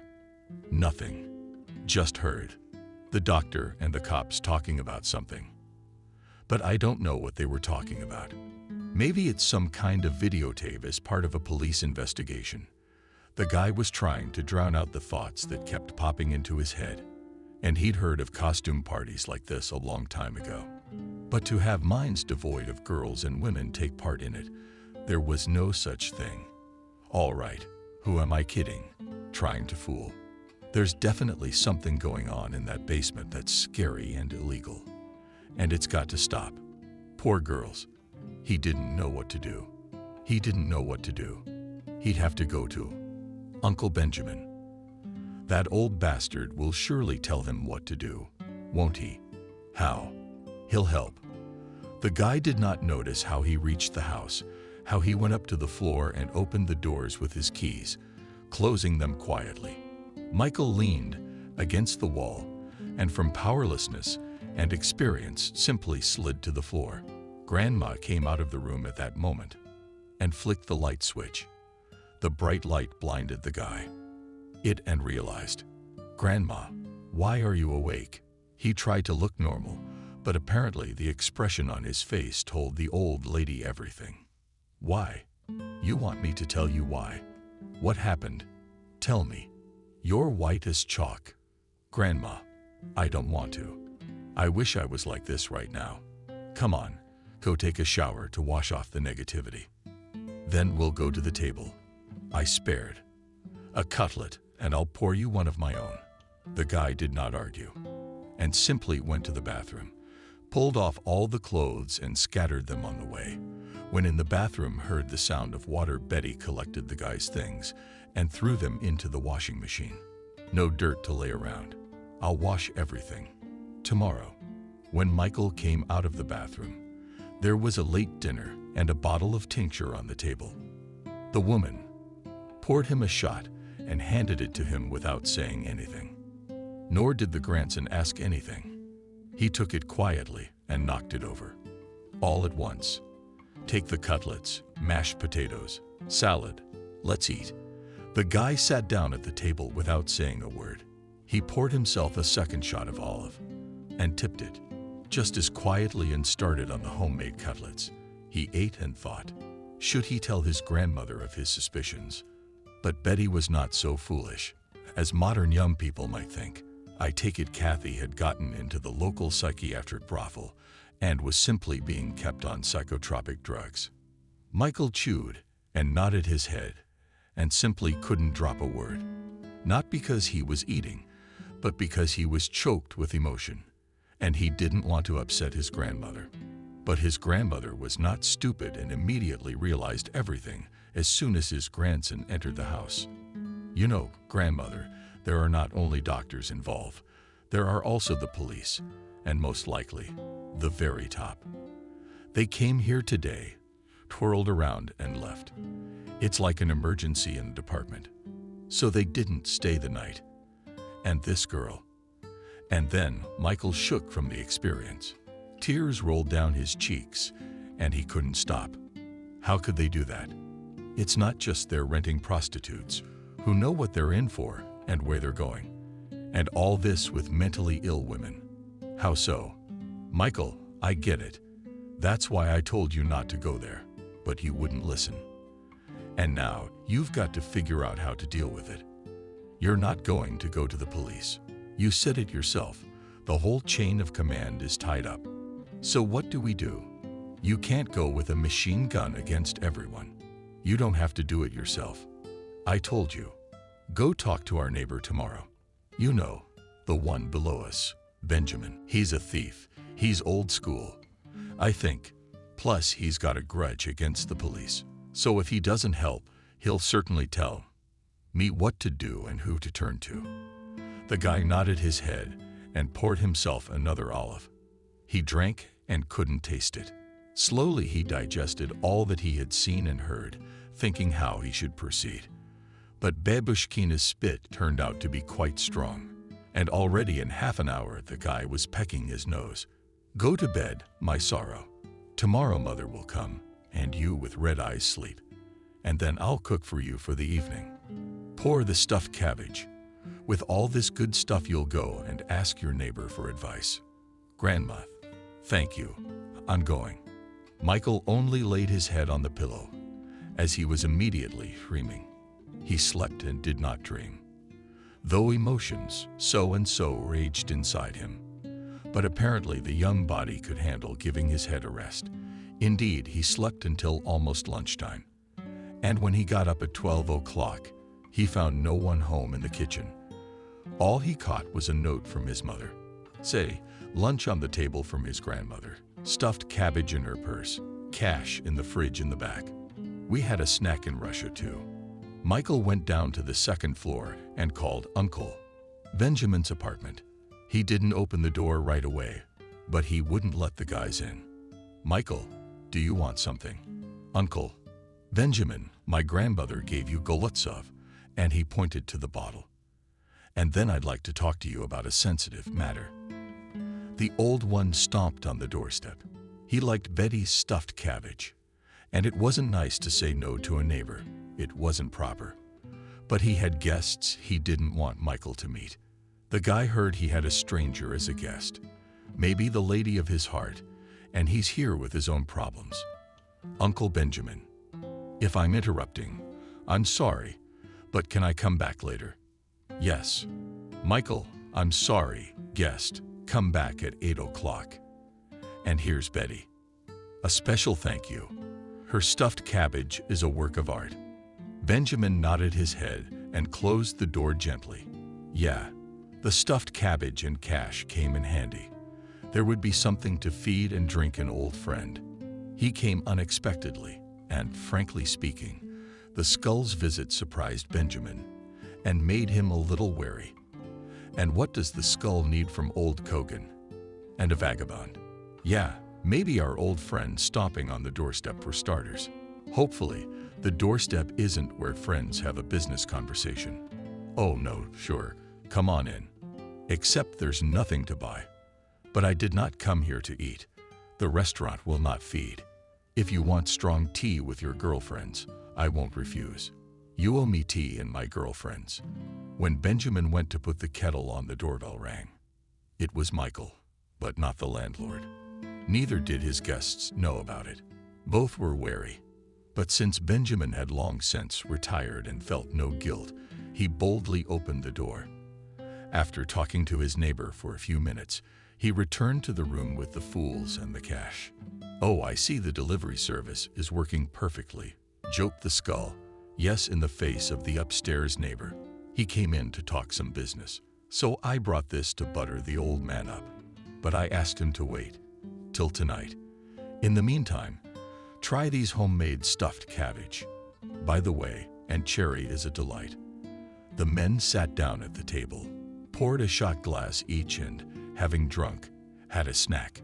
And how not to drink, because it would make the conversation easier. Benjamin looked at the old thief in the law and quietly asked, what brought you to me? You didn't just come 10 years after our last case. Yes, I did. And for good reason. I'll tell you right off the bat. I was put in charge of this town not that long ago, but I think you already know that. Now, I've heard rumors that young girls and women have been going missing in this town for the last few years. Well, you can blame it on anything, although all roads lead to your local mental institution. You know what I'm getting at? Yeah, I've heard bad things about her too, Benjamin said, and poured another round of shots. But how can I tell you, Skull? They're just rumors. You know, you can't do anything without proof. That's true. But in addition to the fact that young girls have been brought into this almshouse and treated for whatever reason, the cops have been frequenting it in recent months. They probably set up a brothel there together with the doctors and have fun there. And how not to party? It's a hell of a roof. Skull, are you sure? The old watcher nodded his head and threw a piece of fool into his mouth. He poured himself and his friend a shot for cream. What was there to say? Home-cooked food, still, that delicacy and luxury. And he, as an old thief who had spent most of his life in colonies and prisons, understood that. But that's not what we're talking about now. The daughter of a street Petersburg authority figure is missing. And so far, all roads lead here. You see, Alex's daughter is missing. Well, you remember him. He was on my team. Then he retired. He's got a family, but his daughter's missing. And all roads lead here to this mental institution. Yeah, and you said she could be in that new house. What about him? What did he do? He's been raising his own, and he's almost filed a police report. But nothing. Benjamin sat and thought about it. He really heard from his friends that in the last couple of years young beauties began to disappear and that it was the doctors or the cops who were involved. But that was talk, and no more evidence. But if the daughter of an authority figure has disappeared and the tracks led here, that's serious. Skull, couldn't it be a banal showdown? It's been speculated. But no, that's not it. Is that why I need your help? How long have you lived near this fine establishment in this town? Take a good look, Skull. By the way, Michael, but the guy who came in the other day with these fools, he works there as an orderly. How does he work? I think he's been there a while. But I asked him. That's what we decided. But in the evening, Benjamin didn't even have to ask the guy. 8 o'clock sharp. He was already sitting in his kitchen and drinking strong and sweet tea, which the owner had brewed and put in front of the guy. Come on, complain. Who has offended? What happened? Yes, you see, I only have a son-in-law here. You know, I finished the basic course in my medical school, and now I'm practicing. But guess what? I know our psychiatric clinic. I've complained before. And I warned you, it's gonna be tough out there. But what happened? And by the way, I have a couple questions for you about your psych ward. Later, though. Now, come on, tell me. So my grandmother and some other people said there was something going on there, but I didn't believe it. But my grandmother pointed out one thing to me. They dress. The young and beautiful in short dresses and stockings and braid their hair. And do you know why? Michael looked at his neighbor, and in his throat stood. He couldn't say it out loud, but he knew he needed help, at least in advice, at least in deed. The old thief sat and looked at the guy, realizing that he not only needed to speak out and ask for advice, but the conversation itself was going in the right direction for him. You see, Uncle Benjamin, they raped them there. Maybe they're even videotaping the whole thing. The guy just gasped at his own words and the realization that Kathy was there and what could be done to her. He took a breath and continued. That's why I came. I've heard about this clinic for a long time, but last night I decided to go and look around. But in short, Uncle Benjamin, I saw 2 cops going down to the basement, as well as our head doctor as an orderly, and they were taking a new girl down there.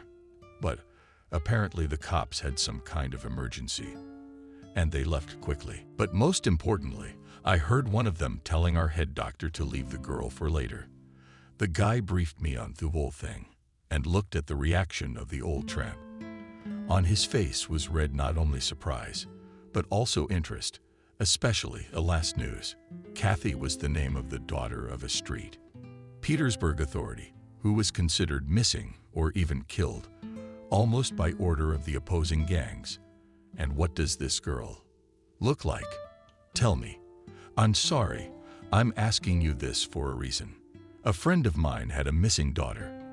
Her name was Kathy, and it all leads back to our town. Maybe it's her. The guy thought about it for a minute and started describing her in detail. But the most important feature the guide remembered was a scar on her left ankle. Then he listened and couldn't believe his ears. He knew the street Petersburg authority Alex and his daughter, and the very scar the girl had gotten, falling from a tree. His heart stabbed. Wow, that's how you find an authority figure's missing daughter. That's lucky. But maybe it's not her at all. Michael, why don't you show her to me? But we'll go tonight, when the patients are out on the street. Show it to me gently. But in terms of what's being done to them, we'll have to get into that basement, look in the nooks and crannies. Can you get the key?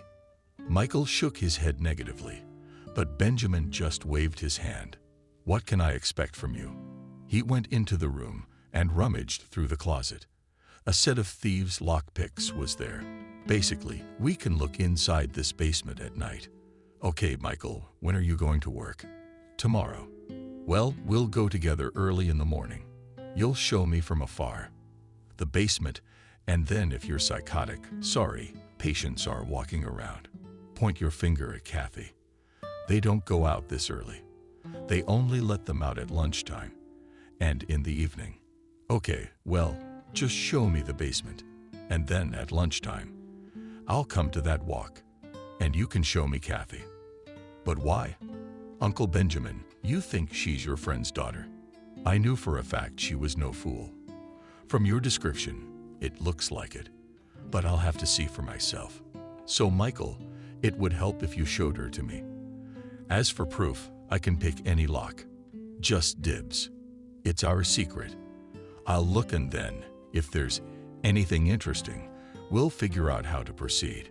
Michael was fine with that, and he calmed down a bit. But then I asked him the same question. What if there is nothing there that can be caught on? Michael, you're like a little child. I know exactly what to look at and what to look for. And then we'll set up a camera and film their antics. The old bastard chuckled, but when he looked at the boy's face, he stopped short. Yeah, I guess he wasn't laughing. Although, if you think about it, it's the height of cynicism to do such a thing as people in white coats and the police cover for them. Yeah, I got a special thing for the police. Plus, if this Kathy brothers thank me very much. Michael, I'm sorry. I guess years in places not so remote haven't made a saint out of me. But I do feel sorry for your charges, especially since some of them were just stabbed with antidepressants and sedatives, and now they're doing this. But that's okay. I'll take a look. We'll set up cameras if we have to. Then I'll report everything to the gang, and they will disperse your gang in no time. Michael listened and understood that the neighbor could do all this. But how to get the whole gang out? Uncle Benjamin. But understand the proof for your friends is good, but the case must be taken to court. Michael, do you take me for a fool? Imagine for a minute, if we're looking for my friend's daughter, he'll make such a scandal. He'll involve everyone he can. Lawyers and press, law enforcement, you name it. But most importantly, your head doctor and his cronies won't get away. That's what I need. Michael closed his eyes and leaned back in his chair. For some reason, he believed this old jailer, although he realized that Benjamin was not without sin. All right, Benjamin, let me show you the loophole in the fence at the entrance tomorrow, and then the cellar itself. And you can come to this vine by 12 o'clock. That's when our patients take their lunchtime walks. I'll try to show you Kathy. Benjamin nodded and sipped from a cup of strong tea. He was satisfied with today. Helping Skull and freeing Kathy would be a big plus for him. and he'd been wanting to mess with the cops for a long time. If they were really nasty in that asylum. Michael got up and went home. It was almost 22 o'clock on the clock. It was necessary to wash and sleep. Tomorrow was a crucial and decisive day. In the morning, Benjamin, already 6:45, stood near the entrance and smoked. He put on a dark, unremarkable suit cap and dark glasses. He pulled up a cigarette and thought about the situation with Michael, Kathy, and this almshouse in general. Uncle Benjamin, hello. Michael greeted his neighbor and extended his hand to him. The man flashed him a cigarette and shook his hand. Quietly, Michael said, "Just call me Benjamin without uncle. I feel like an old man. I'm not young, but I'm not an old man at heart." "All right. You ready to go?" He nodded, and the men walked slowly in the direction of the psychiatric clinic, talking among themselves. Like old friends, Michael walked and looked around so as not to catch the eye of the head doctor or one of the orderlies. There was no need to draw attention to himself. Approaching the fence of the psychiatric clinic, Michael looked around carefully and pointed with his hand to the entrance to the basement. "This is the basement, and there's an opening further along the fence into the grounds. Just right for you. Just right. Now let's move on." They went further, passing the very gap in the fence, which was so advantageously disguised by the leaves of wild ivy and vines. Michael looked around again and pointed to the platform. "In front of the main entrance. This is our so-called women's quarters, and it's where our patients walk from 12 until lunchtime. If anything I can say from my observation, Kathy often likes to stand under that London tree, which is closer to the road. I've noticed her standing under the tree a couple of times, looking out at the roadway." Kathy nodded his head and lit a cigarette. He went on his way, throwing a few words to the guy. "Good, then I'll see you tonight, or rather, tomorrow. Drop by my place in the evening to look at the collections." Michael looked at his neighbor and said nothing. He's weird. But on the other hand, he needs help now. And if the neighbor helps, it will be great. After all, even one life-saving achievement of medicine shift this day went quietly. No incidents, excesses, or patient antics. No nighttime police visits that might have suggested bad thoughts. Except that Kathy was restless this day. Michael watched her from the residence window, and at one point, noticed the girl becoming anxious. She began to wave her head intensely, and her ribbons in her hair fluttered in the wind. Then she turned abruptly and ran away from the fence.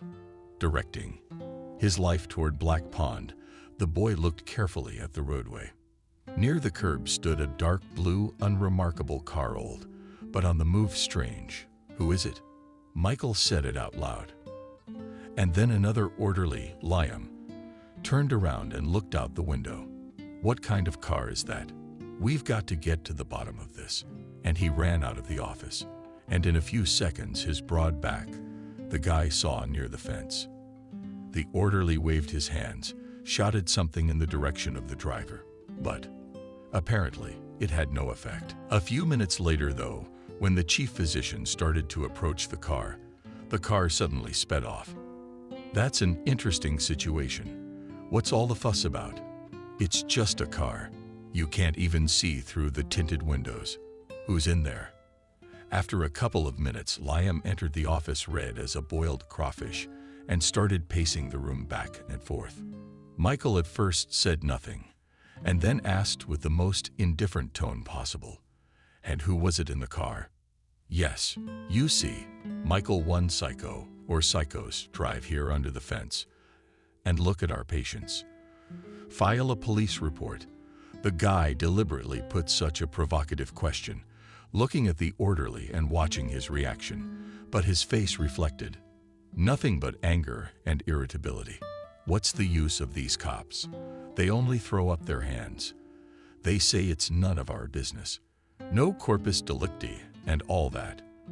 And we have to run around chasing these assholes away. Yeah, there's plenty of crazy people out there. By the way, have you noticed how new this is? Kathy's patient react to that car? No, I didn't see her shaking, and she stood there shaking her head, and then she ran toward Black Pond. Oh, shit. Why didn't you say something? And the orderly rushed out into the street. I wonder why he reacted like that. Michael became curious, and he went to the window. The orderly was standing next to the head doctor, telling him something. Then he pointed toward the pond, and they both went there at a brisk pace. This is interesting, thought the trainee, and quickly ran to the first floor. He went to the artificial pond, which enjoyed a bad reputation already on the shore of the notorious Black Pond. The guy caught a picture on the shore, sat Kathy, and swayed, and near her stood an orderly and the chief physician, and nervously smoked. Guy did not understand what was going on, so he approached the trio and nodding at the girl, asked Noah, "What happened?" "Yeah, you know, Michael. The first day Kathy almost went swimming in the lake, and when Liam said, she ran here, I thought she had a craving for water again. So she'd have wet her feet in waist-deep water. How can I put it, Michael? Our patients are such that they can drown themselves in a spoonful of water, and her reaction to the car, Liam told me about, also surprised me. She never showed any emotion before. Maybe the hypnosis has stopped working, and she is coming to her senses and grieving. You've probably been skipping classes on the subject of hypnosis, and it's the kind of thing that doesn't weaken over time. It's not sleeping pills or tranquilizers, is it? I guess, Noah, I guess. Both Michael and the doctor in charge stood by the lake for a few minutes, watching as the orderly took Kathy to the women's ward. I wonder what's going to happen to her and why she reacted the way she did to the car parked near the fence. Is there something to that? I'll have to tell my neighbor about it. Maybe he knows something, but the neighbor was the one in that car. Benjamin kicked his old broad out of the garage and thought it would be more convenient to watch the loony bin on wheels. It was at 1:30 that he drove the car up to the place where the loonies were strolling, and oh joy, near this fence stood Kathy. It was the daughter of the St. Petersburg authority figure. There was no doubt about it. Yes, he had seen her about 15 years ago. She had grown up and become a beautiful girl, but her eyes were still the same, just like when he'd seen her at her birthday party when she was 7. I wonder if the scar is still there. I should ask Michael to look at the scar on her leg. That's the only way to tell. I parked Benjamin's car with the window down and looked at the girl carefully. They must have drugged the poor girl with some pills. She's as good as dead. Eyes blank, all dressed up in some stupid costume. Yeah, I guess the guy's right about it all looking like something. The man rolled down the passenger side window more and called out to the girl, "Kathy, listen to me. Don't be afraid. I'm Uncle Benjamin. Do you remember me?" The girl stood there for a minute, paying no attention to the car and the driver. Then she turned her head and looked at him. At that moment, Benjamin waved his hand and smiled. But a meaningful thought suddenly flashed on the girl's face, and she began to shake her head, and then screamed and rushed running towards the park. Shit. Benjamin didn't expect such a reaction, and so quickly, closing the window, rushed out of the place in the direction of the city. I don't want to be seen here, otherwise they'll dump the office.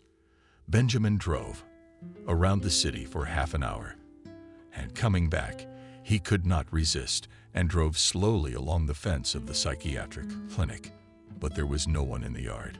It must be lunchtime, the man said to himself, and decided to have a snack.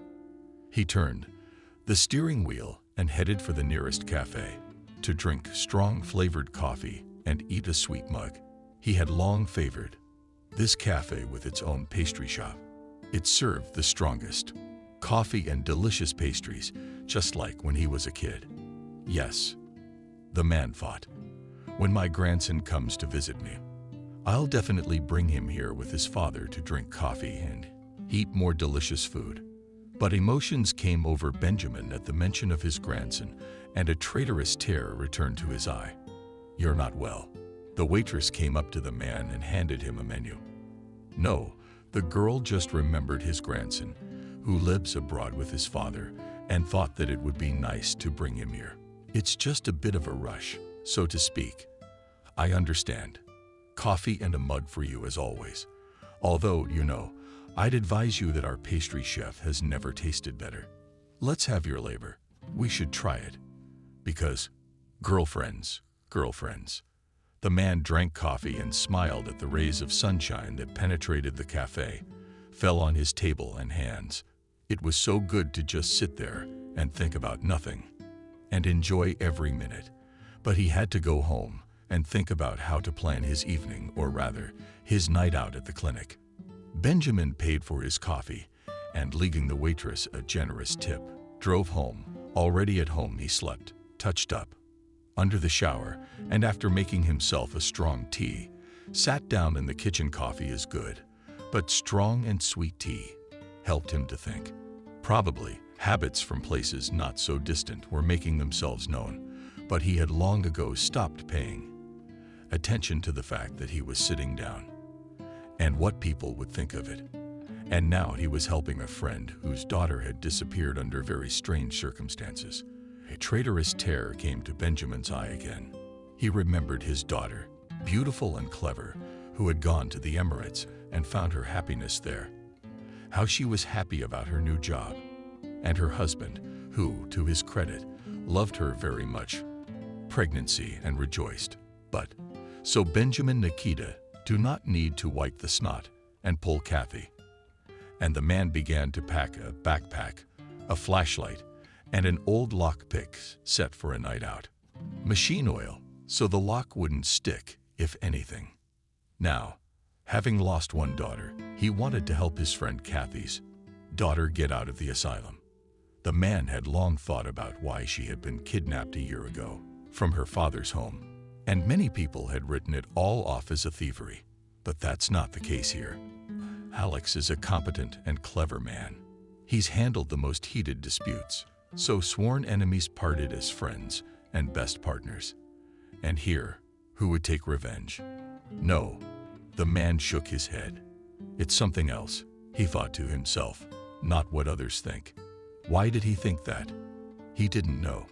But if the girl he'd seen today was Kathy and was his friend's daughter, Benjamin realized what the reason might be. The girl had an unearthly beauty, her figure, long blonde hair, blue eyes, and she had the same mind as her father. And if he was right, then she was probably kidnapped by visiting tourists who were in the business of kidnapping and shooting racy movies. Maybe that's what happened. But the man was simply afraid to think what Kathy might have done. After all, even among the right criminal authorities, violence is a forbidden topic. A woman must be loved. She must be persuaded. You have to placate her with gifts and kisses, but you can't rape her. All the more to shoot nasty things against her will. It's one thing for a woman to do it for money. It's another to rape her. Well, it's gonna be all right now. Be patient, Kathy. Throwing his backpack over his shoulders, Benjamin went out into the street and headed towards the psychiatric clinic. It was already dark, and there were no stars in the sky. What pleased the old thief? He quietly approached the fence and skulked away, but with a ducking motion. He stopped imperiously under a tree and looked around. There was no one. There was silence. It was ringing dark. Only, in the windows of the first-floor patients' rooms, there was a dim light burning. That's good. That means I won't need a flashlight. This light will suffice. And the man rushed to the cellar, quickly oiled the lock, and opened it professionally. Benjamin did not hang it in place, leaving the door covered, but not tightly, so that in case of need he could quickly run out. The hinges should be oiled as well. It wouldn't be good if the door suddenly peeked open quickly. Coping with the hinges, the man began to listen to the sounds in the basement and slowly walked forward. The hallway was quiet. On the left side were storerooms, some closed, others without doors. That's fine, the old thief thought. There will be a place to hide in case of trouble. Strange. where these subhumans had found a porn studio. But at the very end, Benjamin saw a massive door, so stuffed with felt. Yeah, there you are, and soundproofed at the very end so no one could hear the girls screaming, the bastards. He went to the door and listened. But what kind of work had been done there? But what kind of barrier was there? There was no door that could not be opened by an old thief who had gone through a fine school. Indeed, the locks were also hidden under a layer of felt. Good point. No sound will get through the gaps. Well, that's clever, but I'll get you open. The man lifted the layer of felt carefully and listened. Quiet, which means no one. That's good, which means we can work. And Benjamin carefully began to pick the lock. Yes, it's a fancy lock, but for a craftsman like me, it shouldn't be too hard to pick. And after a couple minutes, the man opened the door to the secret studio. Wow, that's quite a spread. The furnishings, state-of-the-art, technology, and newfangled digital equipment, all put to great use. No wonder with the police running it all. And apparently, they're making a lot of money. Yeah, I guess crazy movies are popular with crazy people, but that man heard how heavy doors, covered with his lacquer, began to open, and without thinking, Benjamin jumped under the bed. That's quite a situation. At least the bed was wide, and it was covered with a long sheet all the way to the floor. Shit, thought the thief. What a fool not to listen to what was going on outside the door. So I got him. The main thing is not to suspect anything and not to search the place. But apparently the unexpected guests didn't suspect a thing. Oh, look, Noah's already opened the door. Didn't have to fiddle with the lock. Yeah, Stas. It's a nice studio. There's plenty of room for fun. And the man sat down on the bed and took pictures, and he laughed. Apparently, it was the cops Michael was talking about, who had been let in by the head doctor. So Benjamin quietly exhaled and listened further. Yes, boss. What are we going to do here? Are we going to film racy scenes? No, just participate. We got some local girls from the head doctor. So we'll try new things, boss will. It's not very exciting, but it's mental. I don't know what's on her mind. Would she bite or stab at the peak of pleasure? No. Yeah, well, it's a valid concern, Benjamin thought. But if you had a knife, you'd be so heavy. You'd be falling out of bed. You must be 150 pounds. And all that on a young girl. Ugh, that's disgusting. But what to do? So far, luck was not on his side. But then another man came into the room and said, "Sorry, Mr. Mikhailovich, I can't make it today. Apparently, it's either the moon or the stars. But our girls are on a rampage. Aha." Apparently, the head doctor tearfully apologizes for his wards. But apparently, the police, brass didn't like the news. And he's not happy. Noah, why is that? Or does the hospital no longer have the appropriate injections? We've injected a couple of times, and the girl sleeps well. Yeah, we've already injected them, but it's still wrong. I'm sorry. Come back in a couple days and I'll put them on hard shots. Then they'll be as smooth as silk. All right. The cop said grudgingly and got out of bed, walked towards the exit. But next time, there should be 2 or even 3 girls. The doctor answered nothing, but only closed the door behind his guests, locking it shut.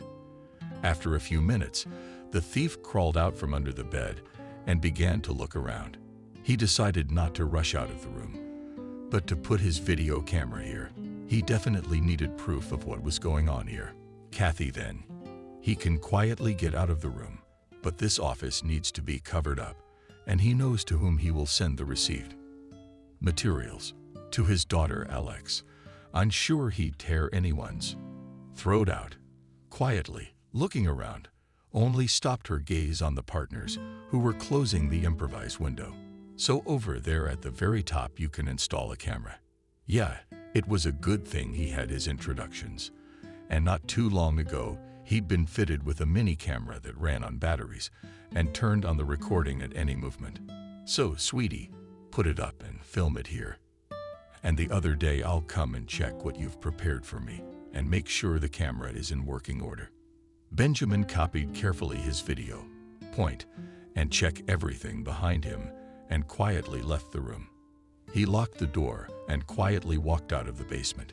There was no one near the entrance, but still God protects him, said the nun. The thief said quietly and began to walk along the walls to the cherished fence.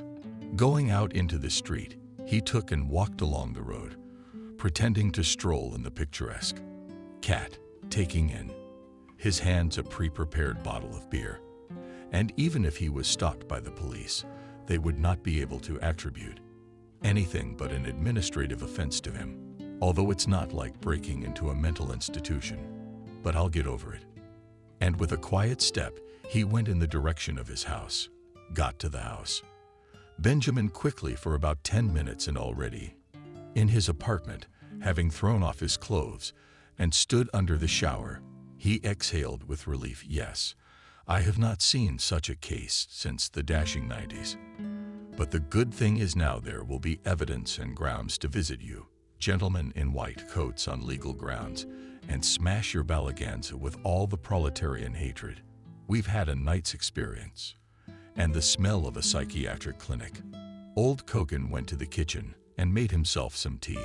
He had to think calmly about what he had seen and how to present it to his street Petersburg friend. The fact that they were making strawberries there, the man realized. And in principle, the camera will definitely record all the abominations. It's a matter of technique and time. But what about the girl who looked a lot like Kathy? You'll have to leave that to Michael. He works there, albeit as an orderly, but it would be easier for him to examine her under any pretext.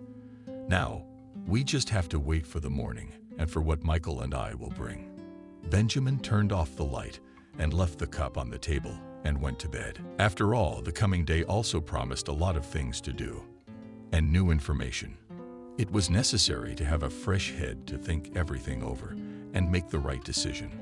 Already, closer to 10 o'clock to the old thief at the door rang. Probably Michael, and he was not mistaken. Uncle Benjamin, I came straight from work to see you. May I come in? I've been waiting for you. I just got up and made breakfast. Give me my hands and sit down at the table. I don't feel like eating right now. Uncle Benjamin, do you have a lump in your throat? Our lunatics almost went crazy today. I don't know what happened, but they all went crazy. Some howled, others sang songs, and the women's ward all threw off their clothes. It was a restless night, I know. Michael looked at his neighbor perplexed, but did not ask anything. He sat down at the table and looked at the plate of scrambled eggs Benjamin had placed in front of him. I stopped by her lovely basement today and got into the spicy studio. And by the way, while I was there were visitors, most likely. Your Noah, the head doctor, and the police. But don't worry, nothing happened. First came the cops, then came your doctor and said that the patients are raging. So everything was quickly turned off. But it's not worth the wait. He promised them strawberries in a couple days. So, but no. But I left the video camera there for now. I'll pick it up in a couple days. We'll see what's on it. And then we'll figure out where to go and who to show it to. By the way, did you check to see if this new Kathy patient of yours has a cross-shaped scar? Yeah, the night before everyone else. I was working on her, and I got a good look at it. It's a small one just below the kneecap. Benjamin nodded and smiled. So it really is Kathy. She had been found. There was no doubt now. That was good. I'd have to get proof of the lectuary, the doctors, and the police. Then we could celebrate victory. It's her, said Benjamin, eating scrambled eggs. There's no doubt now, but we have to wait a while. Let the camera capture everything, and then trust me, I know who to show the material to, and it won't go away. Uncle Benjamin, I realize you're a lawman, but it's one thing to have a criminal altercation and another. This needs to go to court. That's right, sweet man. What did you think? Gangbangers in black cars are gonna come in and shoot everybody, and that's it? No, we're just gonna show them all up. And then there's the lawyers, the courts, and of course, the media. Don't worry about that. Just keep your ear to the ground at your job and try to make sure that nothing happens to Kathy during these days. By the way, who's giving her the sedation shots? Yeah, there's this Liam. Orderly, big guy with huge fists. Why? Try to make sure you get the job. You make sure you don't give the girl the shots. She has to come off the drugs and be, so to speak, sober and clear-headed when it all comes to a head. But even if things don't work out, just keep an eye on her. Michael nodded his head and smiled, acknowledging the breakfast. He himself hadn't noticed how hungry he'd gotten in 24 hours and practically gobbled up everything he'd prepared in one fell swoop. Yes, he had a good appetite. The landlord looked at the young orderly and smiled. The man brewed tea and took out his favorite girlfriends. Let's drink tea. And listen to me carefully for now. Michael nodded his head, began to listen to the old thief. He told him that Kathy, supposedly the daughter of one of the street Petersburg authorities, it was time to close the studio, and his help would be very helpful. And she wasn't mentally ill, more like a kidnapping victim. Half an hour later, the guy was on his way home.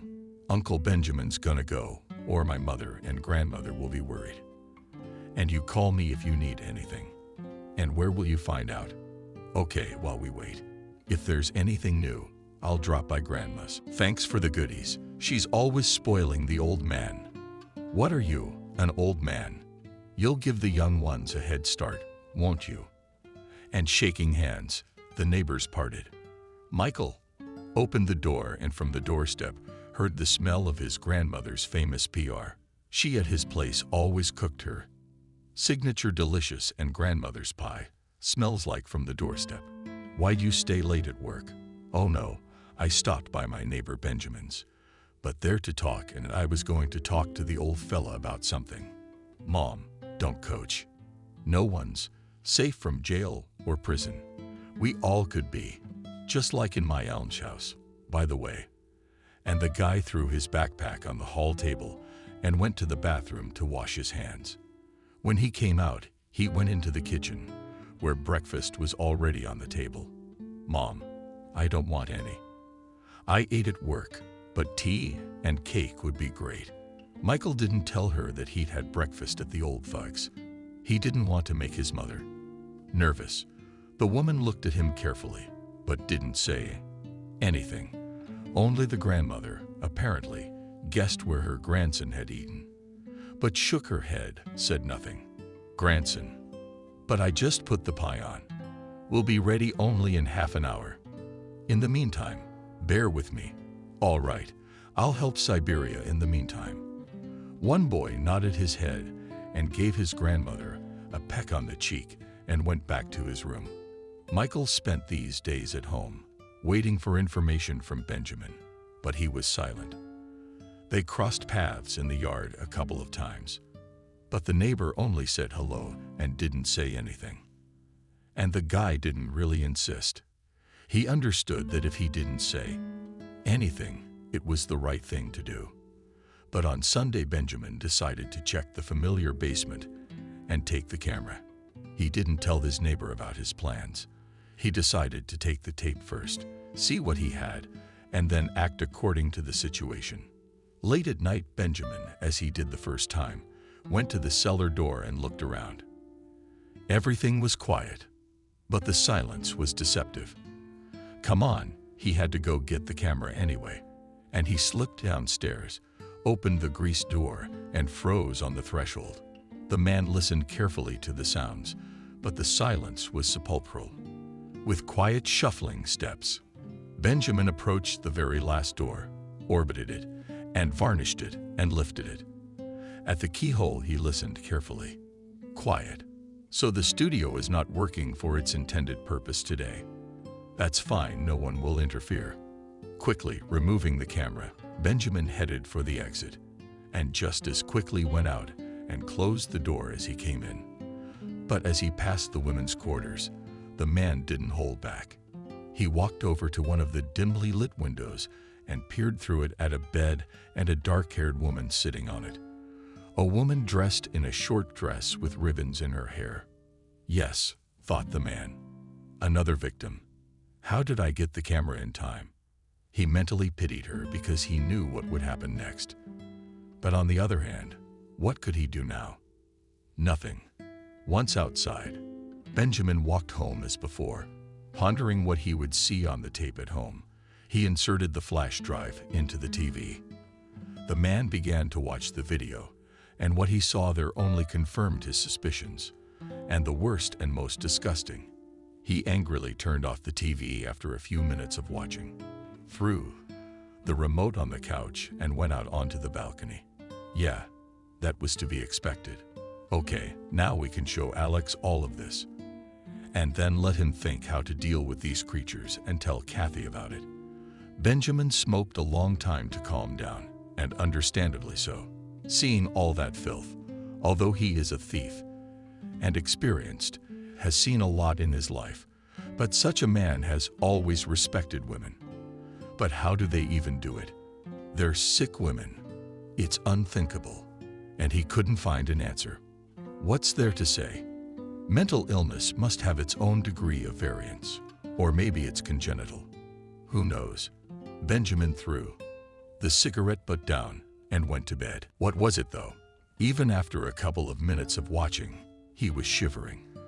But apparently, fatigue and emotion took over, and the man fell into a deep but restless sleep. Already, in the morning, Benjamin was on duty on the balcony to look for Michael, who had to return from work. And when he appeared at the entrance, he called him and gestured for him to come up to him. Uncle Benjamin, anything new? Yes, not on our honor. Remember I told you I put a camera in the basement? Benjamin nodded and beckoned him into the hall, turned on the video, and let him watch. It was filmed by Michael. The orderly was horrified to see the head doctor and his cronies having fun with sick women at night. He certainly did not expect such a thing. The boy closed his eyes and quietly said, "Turn it all off." Benjamin did not argue. It was really disgusting. He sat there and didn't know how to go on living with it. Opening his eyes, he looked at the landlord and asked if he had anything to drink. He nodded his head and took out a bottle of vodka from the bar. He hadn't been drinking for a long time, but he always had alcohol just in case, and now he put a glass of white vodka on his neighbor's face. He held it out and said, "Wait, I'll bring snacks." But Michael did not wait for an appetizer, but drank the vodka in one fell swoop and sniffed it with his sleeve. At that minute, the host entered the room with a slice of sausage and cheese, but the guy nodded his head negatively and said, "I can have some more vodka, but at least you're behind the ring." Benjamin poured, sat down next to him. Michael drank this glass in one breath, and now he took a snack and looked at the old thief attentively, talking about what we'll do, what we won't do, and what you'll do. I already thought to show to whom it is necessary to give a report to their own, and they're already, I will wait, what they will tell me. But I think it won't take long to get a reaction. I also asked you here on purpose. I want to warn you that there may be some serious inspections at your clinic in the near future. I'm aware of that. I hope everything's legal and these assholes don't get away with it. Don't worry, they won't. You tell me, how's Kathy? How can I tell you? I got the head doctor to let me give her shots, you know, just for show. But you know I didn't. But then, you see, Uncle Benjamin, she came into the clinic sort of hypnotized. So, she probably doesn't realize where she is. Or maybe it's like, she's in there. And is she really mentally damaged? I hope not. Although we can't rule out that possibility. But now, the main thing is to get her out of there. and then other specialists will deal with her." And Michael nodded his head. He was sober as a glass even after 2 glasses of alcohol. Apparently, the nervous shock did not let the alcohol to work.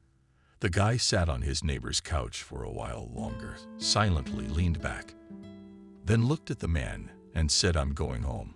I need to be good. Just Michael, I'm begging you, don't do anything on your own right now. Do you realize how dangerous this is? That's one thing. And secondly, you can't do anything on your own. You'll only make things worse for yourself and Kathy and the other." Patience. The boy nodded his head. He realized he was right.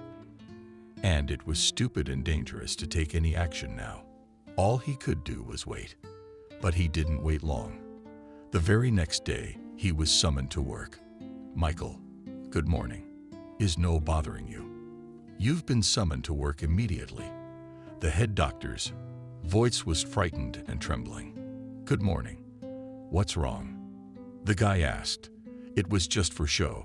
Did he realize what might be going on in his clinic? Nothing yet. Come on over." And the head doctor hung up. "Yeah, that's how you guys got moving." Apparently, the neighbor got the materials to the right place. And now the guy quickly got dressed and started to leave the apartment when he was stopped on the doorstep by his grandmother. "Michael, what are you doing up so early?" the chief of medicine called. "I have to go to work for my shift." "So you didn't even bring any food?" "No, I didn't have a shift. There's something going on, and it's probably an emergency." "Okay." Then he slammed the door, and 5 minutes later he was at work. And what he saw made the guy very happy. A whole brigade of enforcers were crowding around the main entrance. Orderlies and doctors nervously stood and smoked in the distance, and patients were carefully taken out and put into ambulances. Michael approached the orderly Liam and asked Liam, "What is going on?" "Don't you see, OMON, we're raiding and cleaning up, and that someone is selling drugs. Go higher. Someone organized a porn studio in our basement, and they blamed it on our head doctor and a few of his henchmen. That's what it's all about." Michael made a surprised face, but at that very moment he saw Kathy being taken out of the women's building by 2 men and carefully put into a black Jeep. So she really was the daughter of a reputable thief. But thank God she wasn't mentally ill. He looked at her and was startled by the hand on his shoulder. "It was you, Michael." The voice was commanding and quiet at the same time. He turned around and saw a man dressed in an expensive suit. He immediately realized that he was either one of the highest representatives of the government or a criminal authority. Michael nodded his head and only wanted to ask, "Who are you?" But the man was ahead of him. "I'm Alexander, Kathy's father. Benjamin, your neighbor, told me everything about you, about your help. So thank you for bringing my daughter back. You're welcome. I know it doesn't have to be this way. It's mean and wrong. Kathy's gonna be okay." The man nodded his head and looked at the boy carefully. But he didn't say anything. And what could he say if he didn't know anything about his child's condition? But God willing, everything would be fine. He just nodded his head once more, thanked him quietly, and turned around and walked to his car, which immediately sped away. As soon as he closed the door, Michael stared after him for a few minutes, reflecting on the situation, and at that moment the chief doctor and his associates were being loaded into the truck. It was all over. Michael did not notice how his neighbor Benjamin quietly approached him and clapped him on the shoulder. Now all the members of the Corps de Ballet have been captured and sent to places not so remote. Believe me, my contacts will make sure of that. And Kathy, it was her dad, but in a black BMW. Yeah, I think she'll be fine. And you, neighbor, thanks for pulling her and the other women out of that bondage." Michael raised an eyebrow, perplexed, not really understanding what the neighbor was saying, but he immediately clarified. "You see, Kathy isn't the only healthy woman in this almshouse. Many beauties were just grabbed on the street and brought here under the guise of one or another mental disorder. And what was done to them next? You know what I mean. Now the shop's been shut down. And a special big thank you from my friends. The neighbor patted him on the shoulder and went home. And Michael stood on the street and smoked for a long time, realizing that there could be a great number of such clinics all over the country. After all, there will always be people like his chief physician, the chief of police, prone to such entertainments. But now, Michael realized that there was one less clinic of debauchery, and it was his direct merit. He walked home and thought about how a person's fate can turn out. Even take Noah, the head doctor, a respected man, and an excellent specialist. But something drove him to such a crime. Kathy is the daughter of a wealthy father, albeit with a criminal record, intelligent, and beautiful. She had suffered at the hands of non-humans who could simply stab her with drugs to the point of being a vegetable. But that's all in the past now, and his town can breathe easy. Oh, Michael, you got home from work so fast, lady. How's grandma's pie cooking? The grandmother looked at her grandson and realized everything on his face. She smiled and put her specialty pie on the table, pouring her grandson some tea-flavored tea. The woman knew that now everything would be fine in this town, and certainly no one else would get hurt. And all of this was due to her grandson. She was proud of him, as any grandmother would be. After all, it is probably right to say that one loves one's grandchildren more than one loves one's own children. Betty smiled, and after patting him on the head, sat down on a chair and carefully washed her specialty pie with doctors like him flying in both cheeks. One could be calm for every patient, for everyone.